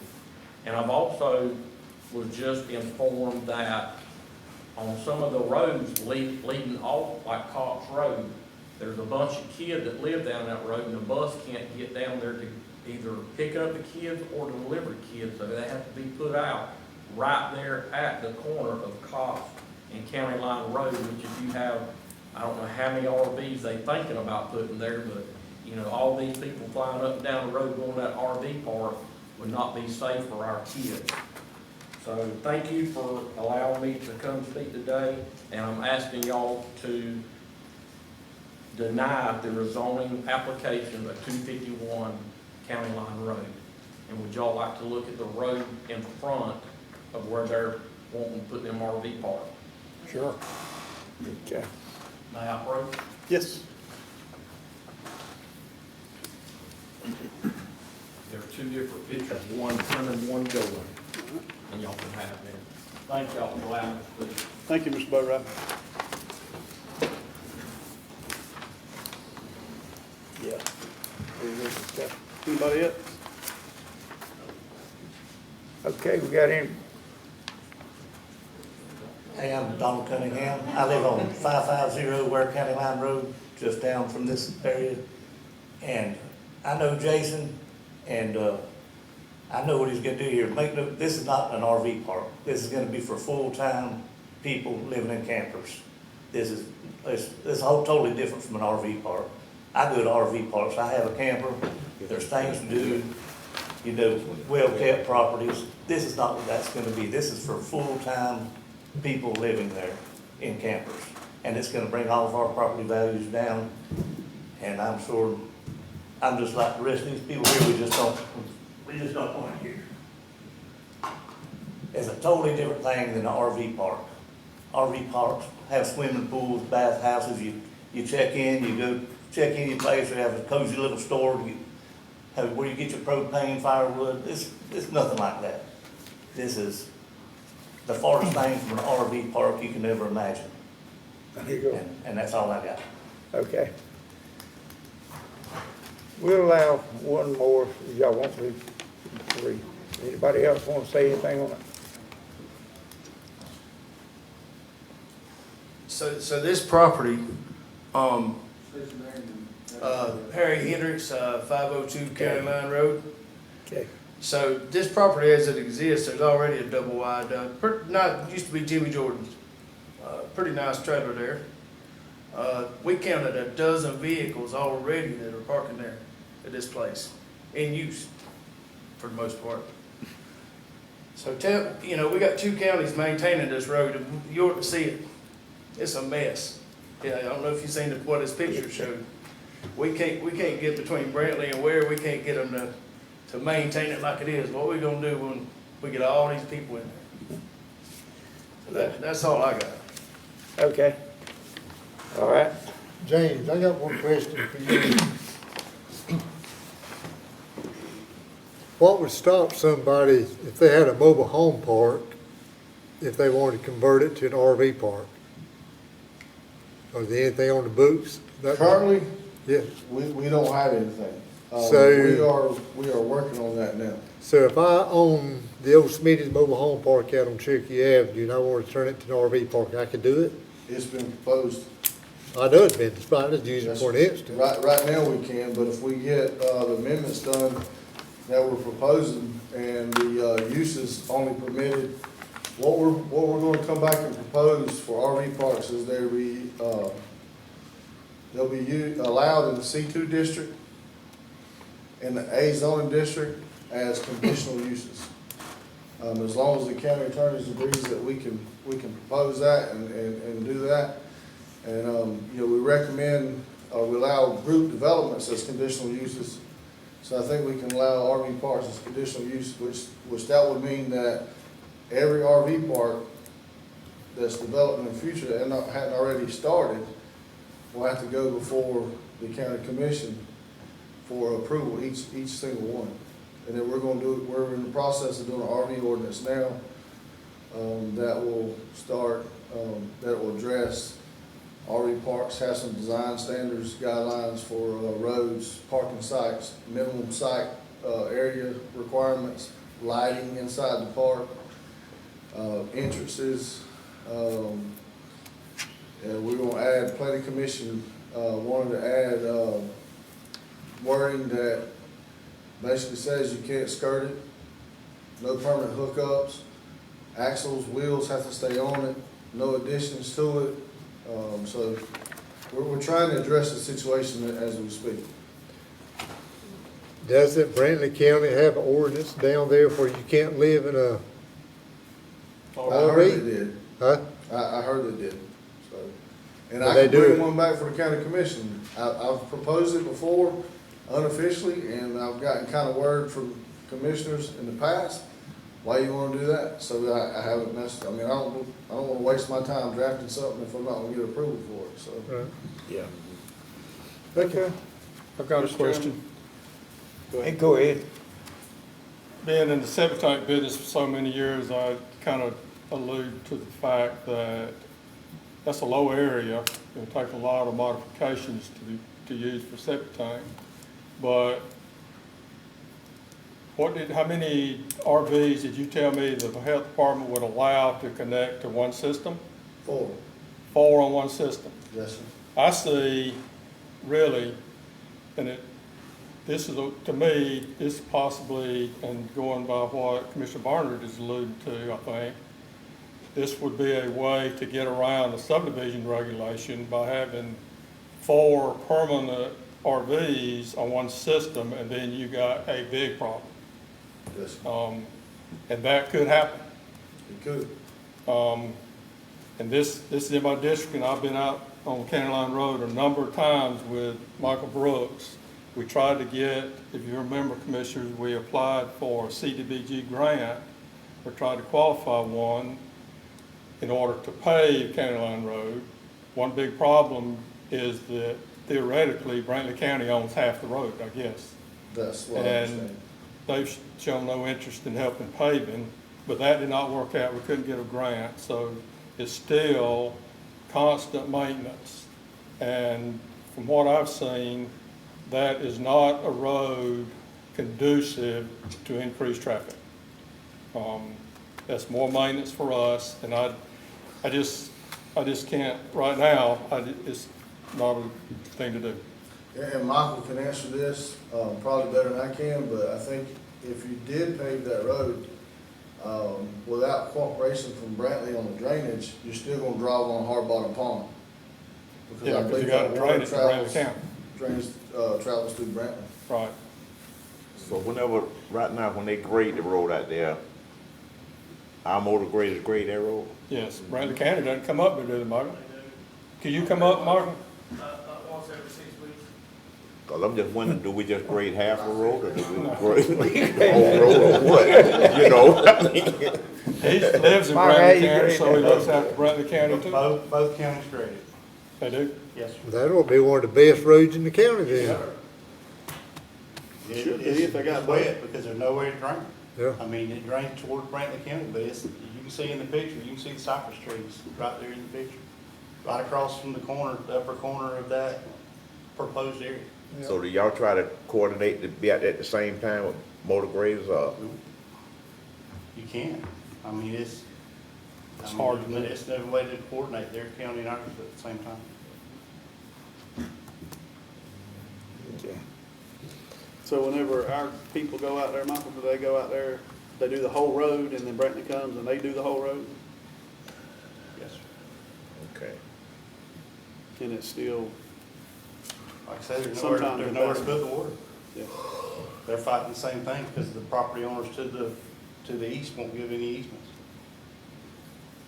There's another right of way, the whole word ditches. You go out there, the fences are on the, about that much back shoulder, behind the ditch. Kinda like they done on Royal Road. Well, right at the cross drain on to the north, where he's talking about Miller's Road at, right at the end of the cross drain pipe is the iron pin, property corner pin on Brantley County side. Well, I know when I went out the other day, and thank God it wasn't raining, it wasn't muddy, but I had Keith Boatwright's phone number. I said, if I get bogged down out here, keep calling him. All right. Thank you, Mark. We vote on this thing now? Not at We have this to time, carry it this over is to just the meeting. public hearing part to take, public comment, and so we'll close the public hearing, and then it'll be addressed during the Okay, regular we're gonna meeting. vote on it in the meeting then. Okay, is there any more comment? You got one? Come on up. Tell us who you are. I'm Brandy Hendricks at 502 County Line Road. The part on the east side, there is transmission lines too from Georgia Power that's in the front yard. So you'll have to get Georgia Power involved to move the transmission lines, to give easement to the road, to make it paved if you wanted to go that route. And also, our children, we got a quiet little neighborhood out here. Everybody knows everybody, everybody gets along. We just don't want to see a lot of people coming in, and like the children waiting on the school buses. They already have to be taken down by their parents to the end of the road. And we don't have to worry about them and their safety. Thank you. Okay, thank you. Any more? Any comment from the commission? It's carried over. All right, we're gonna close the, public hearing. And then we're gonna go into we can go right on into it without any time, can't we? Can That's fine, but we do close need it out? a motion, yeah, to I need close a it motion. out. I need a motion. to I make a motion to close public Got hearing. a second? Second. Got a second? All in favor? Aye. The public hearing is closed. Okay, now, we're gonna go right on into the regular meeting. It's, 5:25. Let's start the regular meeting. Okay, Scott, could we put this public hearing vote on number 1, on 8? Yeah, you can, if you want to. You can move it up. Could we change? we the need a agenda few to- minutes, Scott, on this thing about Yeah, when you Five, start 10. the agenda items, you can move the rezoning request up to Move the it to top. number and one. just flip it. You move it to A. Yeah, Okay, so you that way wanna these move folks it will up? be able to get an answer. Okay. Yeah, and I've also moved the Pascal Road issue to our executive session too. So- Okay, you got a copy of it, of the new one? Right, okay. Yes, I put it on. Okay, let's go ahead with the rezoning, yeah. Well, we can move through it until we get to the agenda items and then put the Yeah. rezoning request as the number one agenda item. Okay. All right.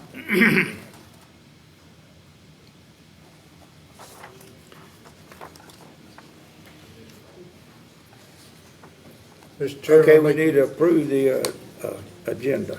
I make a motion to approve the agenda that's set forth in front of us. Second. Okay, got a motion and a second. Well, I think, With the, well, you got to move that request for the rezoning to item A. Yeah, we're gonna move it up to.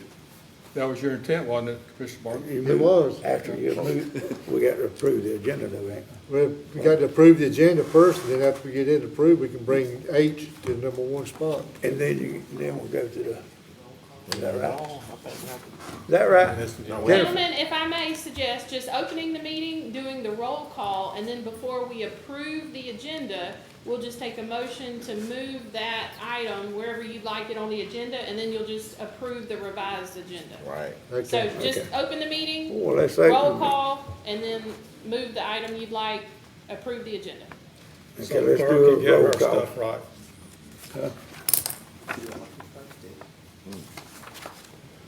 Okay, Mr. Burst, On the, let's do a roll call. roll call, President. Mr. Burst, President. Mr. Pope, Present. Mr. Lucas, Here. Mr. Barnes, Present. okay. Chairman here. All right. We're gonna skip the pledge of allegiance, we've already done it. Okay, now, I hear a motion to approve the agenda. We'll do it first, ain't I we? make a And then motion go to approve the agenda other than moving H up to number one where A is. Just swap A and Okay, H. we need to do that before we approve the agenda That's then? fine, he can do it as one, as long as everybody's in agreement. Second. Okay. All right, second. All in favor? Aye. All right. Now, the public hearing. Got to do the minutes from the previous meeting, we got to approve them. The minutes, no? Okay, We got employee of the month there too, I guess. yeah, we got the employee of the month. Okay.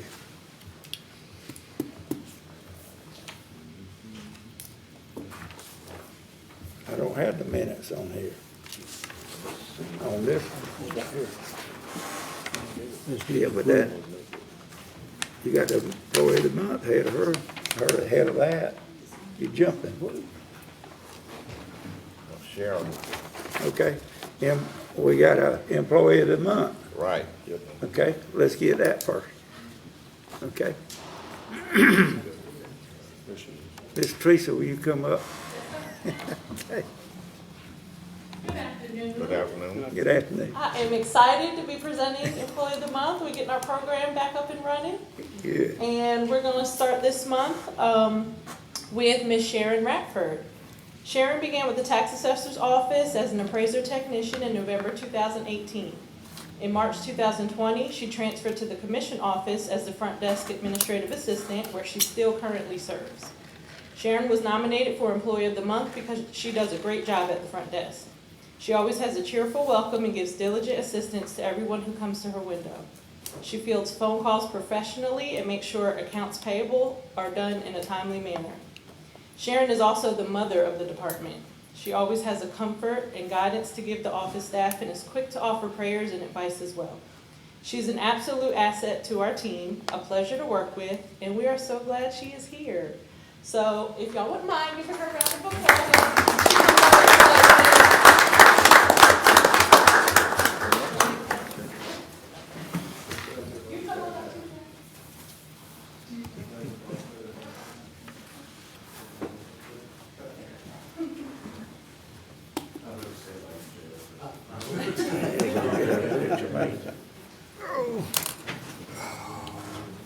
Gotta get tied up in this.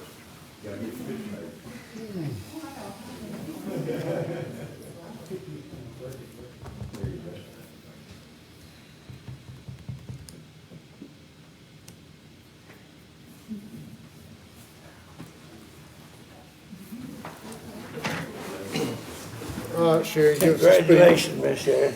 Speed. Congratulations. Okay.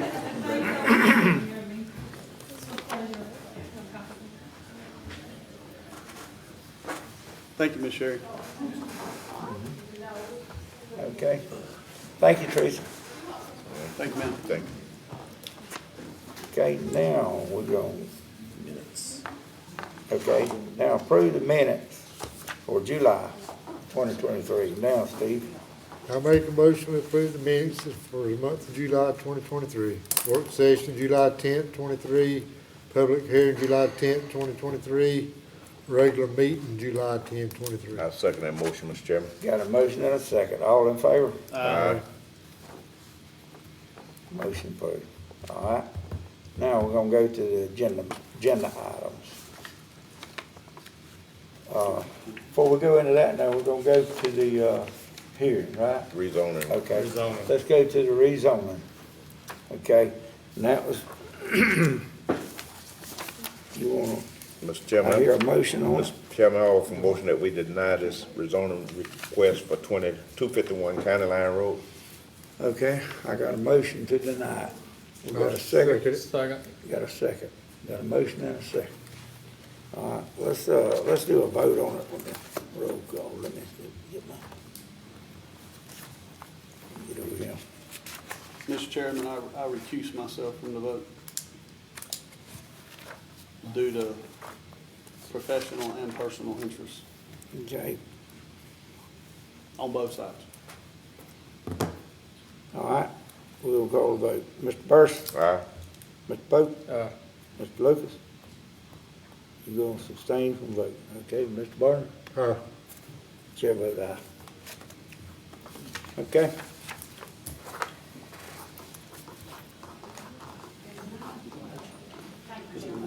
Thank you. Thank you for your time. Y'all have a good day. Thank y'all. Thank y'all. Thank y'all for coming. Thank y'all. Okay, let's go back now to the City of Waycross. Faculty request for midnight basketball league at Trembling Earth Gym. Now, we heard a lot of discussion on that. I thought we had, And that's right, we're gonna motion, we're we're gonna gonna table that. we're gonna table that. Until we get That's the right. other I'm information sorry. on it. Appreciate you bringing that up, Tim. On the basketball? Well, didn't we table it? No, I don't think so. request- Table the water. Yeah, the Yeah, request the for water, water that's right, table that's right. was the table. Yeah, on the basketball, we, say we just bring it over to the meeting. Right, And, yeah. Okay. And I would think since they just want to do a pilot program, I think, say what, maybe a couple of weekends, between now and September, and it's not gonna really cost the county anything, and, I think we need to at least let them try, just trying to do something. Now, they gonna do the security, they gonna do. Yeah, they gonna do it all. Pay They're the, doing whole ball of wax, my They're gonna understanding. do it all.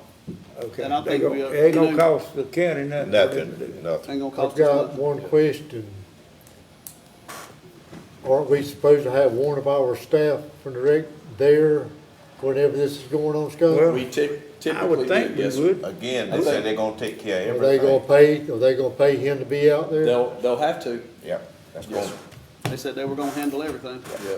We The got- the only So, other Lance is problem gonna I have can to be there. foresee is security. The police department's outside their jurisdiction. right. Well, I thought Well, the they school could- was in they that could jurisdiction, deputize. because the city takes care of that. That's what I mean, Right that, all there, you'd we- have, all that would have to be Well, taken. Remember that, we got system. our by drainage, we couldn't do nothing about that, What because about the the city school had, system? School system could do it. they do policing on it, don't they? Yeah. But On the school? Mr. Chairman, since we got the director back there, do you foresee any problems with that, with them taking care of everything? And I think Sid just wants to do a pilot program to see how it's gonna See work how out. it's gonna work. Hey, Lance. Commissioners, hope y'all are doing fine today.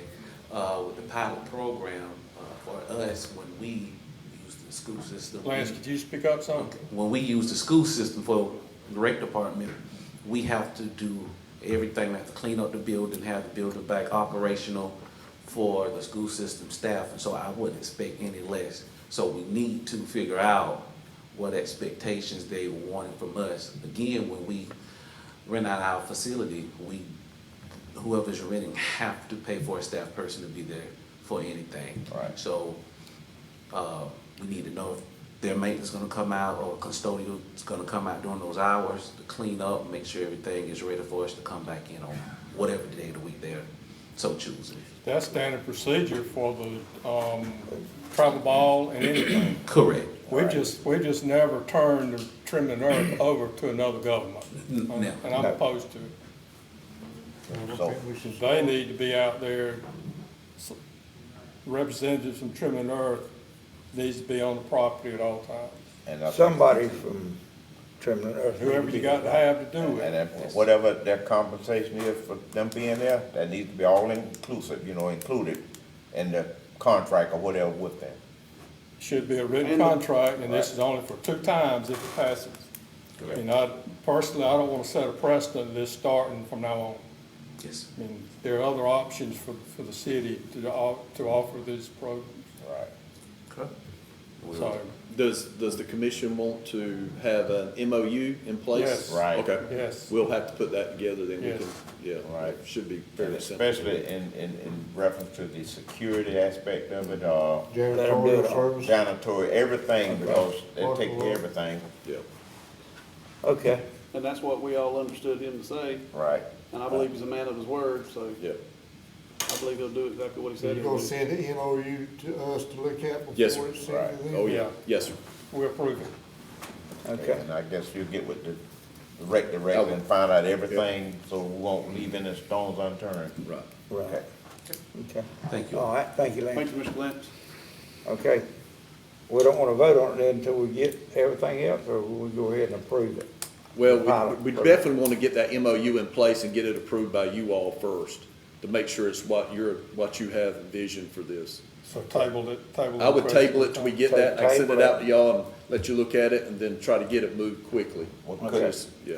So Well, let me- table it until we get an MOU on it.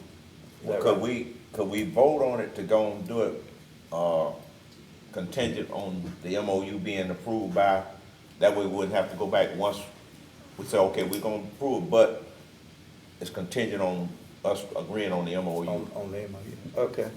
Can we do that? Can we do that, Jennifer? What do you think? I mean, you can, it's just, Yeah. yeah, you sure can. I mean, you could say the intention is to allow it, but we'd have to have to be conditional on a approved MOU. Right. Okay. All right, Mr. Burris, you make a motion. Yes, sir. On that one, Yes, sir. on behalf of that. Yeah, I make a motion that we approve the, pilot program for, I think it said 2 weekends or whatever, contingent on the MOU being agreed upon by this commission. Okay. We got a second on that? I'll second. Okay. Let's vote on it.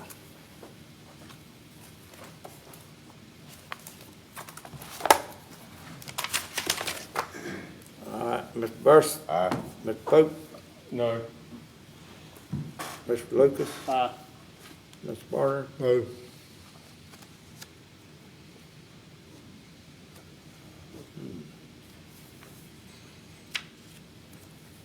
I vote for it. Aye.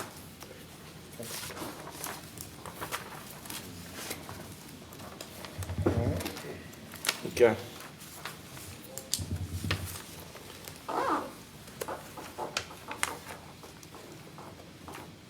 Okay, now the other part was the part that we tabled was for the water line. We're gonna go to the No, it's not. purchase. That's agreement. not even, we'd have to, we're gonna work together with the city. With the to city come up on with- that one, okay. Next is the purchase request for the Life Pack 15 ambulance. Mr. Chairman, I make a motion that we go ahead and approve the purchase of the Life Pack ambulance I'll second that. Okay. Got a second, and you got a second. I second it. Okay. Do we need to state the amount in that motion? Is there anything on that motion? Anybody? No, sir, you could state the amount of $341,708.19. Is that what you were? 341 what? 341,708.19. 341,708.19. And you say this I'll money amend my motion to approve the price for the ambulance for $341,708.19. That's it. And then I'll second that along with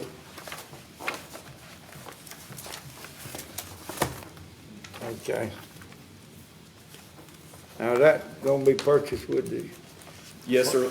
Money. And I failed to mention this while we were talking about it during the work session, but I would strongly recommend we use ARPA. We have to have those funds either allocated or spent by the end of next calendar year. And this would allow us, there's a little over $4 million left in that fund that we were given. And that would allow the SPOS funds more opportunities to use SPOS funds for things. You know, as the commission sees fit, as those funds are collected. So you've got to use it, and I would suggest you use it for those big ticket items because of what the county has to fund and take care of. Well, we need to go ahead and plan on buying another fire truck too then. Right. Yes, sir. do we need to put this in the motion? I mean, that need to be added to it? Did Where money the come out gonna ARPA come from? funds? Yes, sir. Okay. Yeah. Purchased by the ARPA. I'll Just add that reamend to- my motion for $341,709.19 to come out ARPA funds. Okay. Second. All right. You got a second. Any more questions on it? Not, let's vote on it. Mr. Burson? Aye. Mr. Pope? Mr. Lucas? Aye. Mr. Barner? Aye. Chair votes aye. All right. Now, let's see, purchase request for the planning and code pickup truck. Chairman, I'll motion that we approve the purchase request, was that amount 42,000 something for the code Yeah. department? Okay. Is that gonna be from now? You said that $15,000 was already in that purchase, so. Yes, sir. That's Yes, sir. gonna be the That total. actually would come, that 15,803.25 that we got back from insurance, it would be taken off of that 47,622. Oh, it So you're would? only looking at Okay. about $30,000 roughly. Okay. This money's gonna come, we just bring it, where's it coming from? Is that ARPA? We can't Can you use talk ARPA about money for it, can we? Yes, sir. I would use the ARPA for that difference there because we're getting You the can? 16,000 from the insurance. And we haven't started well, we have, with the SPOS, it just started. Okay. So you're gonna put that in there, you're gonna buy it from us, Yeah. add that to it? Yeah, Okay. deduct the 15 from the 42, I can't find it in right now. Yeah, How much? 30-something thousand. 47, okay. Okay. We got a motion. Did I get a second on it? On buying it? I'll second it. Okay, got a motion and a second. Okay. Any more discussion on it? Okay, I believe we can find a good used pickup truck like we did the one that, Jimbo's driving now for lots less money. Oh, you don't wanna buy this I one? don't wanna buy a brand new one for him. Well, that was a new one when he got that one, right? No, it was a 14 model, ain't Jimbo? One you driving now?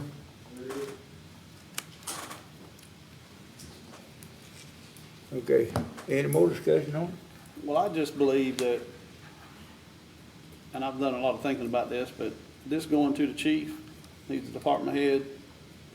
I mean, I believe if chief got this truck, he drove this truck, I mean, this truck's gonna last him 12, 15 years, probably until he retires. And, I mean, I don't see us having to buy another truck after this one. Not for a while. Okay.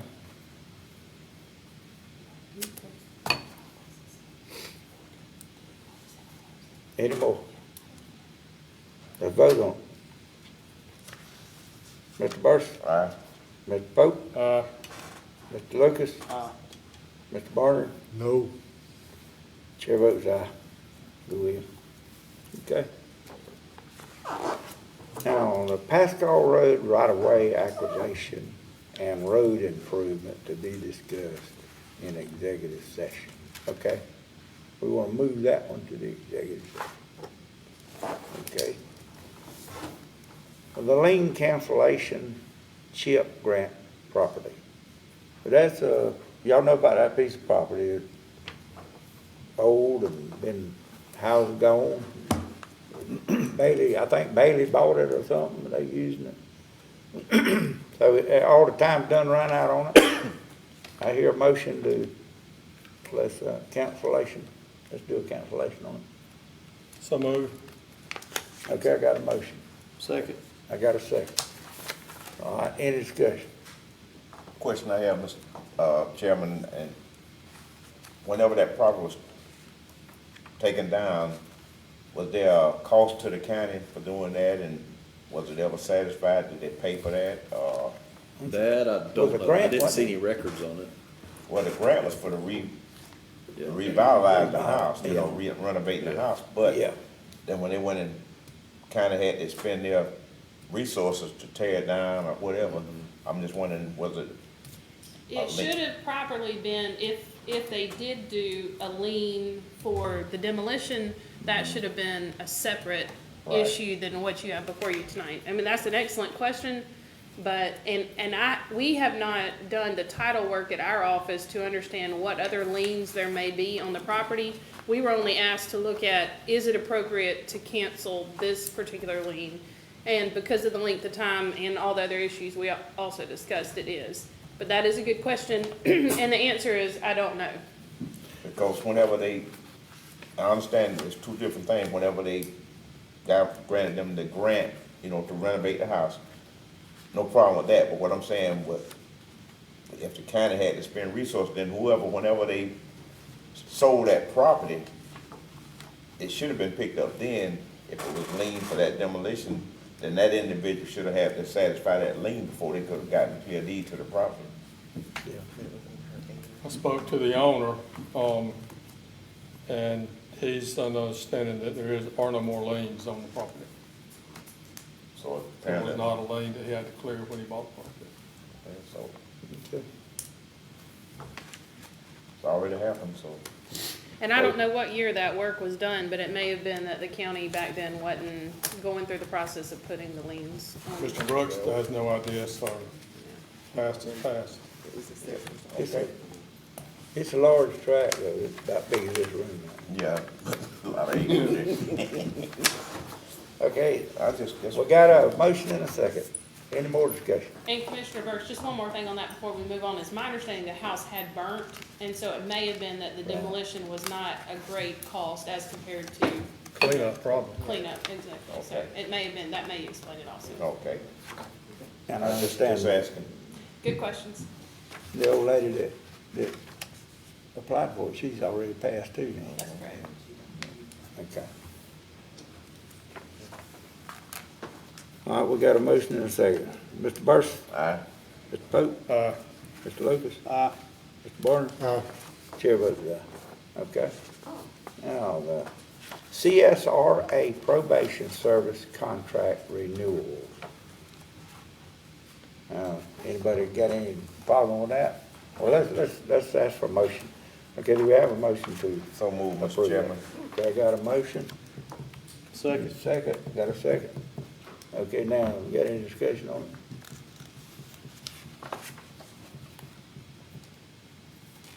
If not, let's vote these in. Mr. Burson? Aye. Mr. Pope? Aye. Mr. Lucas? Aye. Mr. Barner? Aye. Chair votes aye. Okay. Appointment, G, appointment for the Ware County Planning Commission, Post 3. Mr. Chair, I move that we keep Ms. Foreman, Christy Foreman in that position. I'll second. Okay. We got a motion and a second to keep it, okay? Any discussion on it? Not, let's vote on it. Mr. Burson? Aye. Mr. Pope? Aye. Mr. Lucas? Aye. Mr. Warner? Aye. Chair votes aye. Okay. Now, the rezoning request. No, we already got that. We done that at Okay. the beginning, Hold on. I think now. Okay, we done got the rezoning request. That's right. Mr. Chair, I move County that we, managers? I don't have anything, Mr. Chairman. Okay. Mr. Chair, I move that we move into executive session For the purpose of litigation for and the real purpose of estate. litigation and real estate. Okay. We got a motion, let's go. Executive I second that motion. We're going to executive session. session. Motion and a second.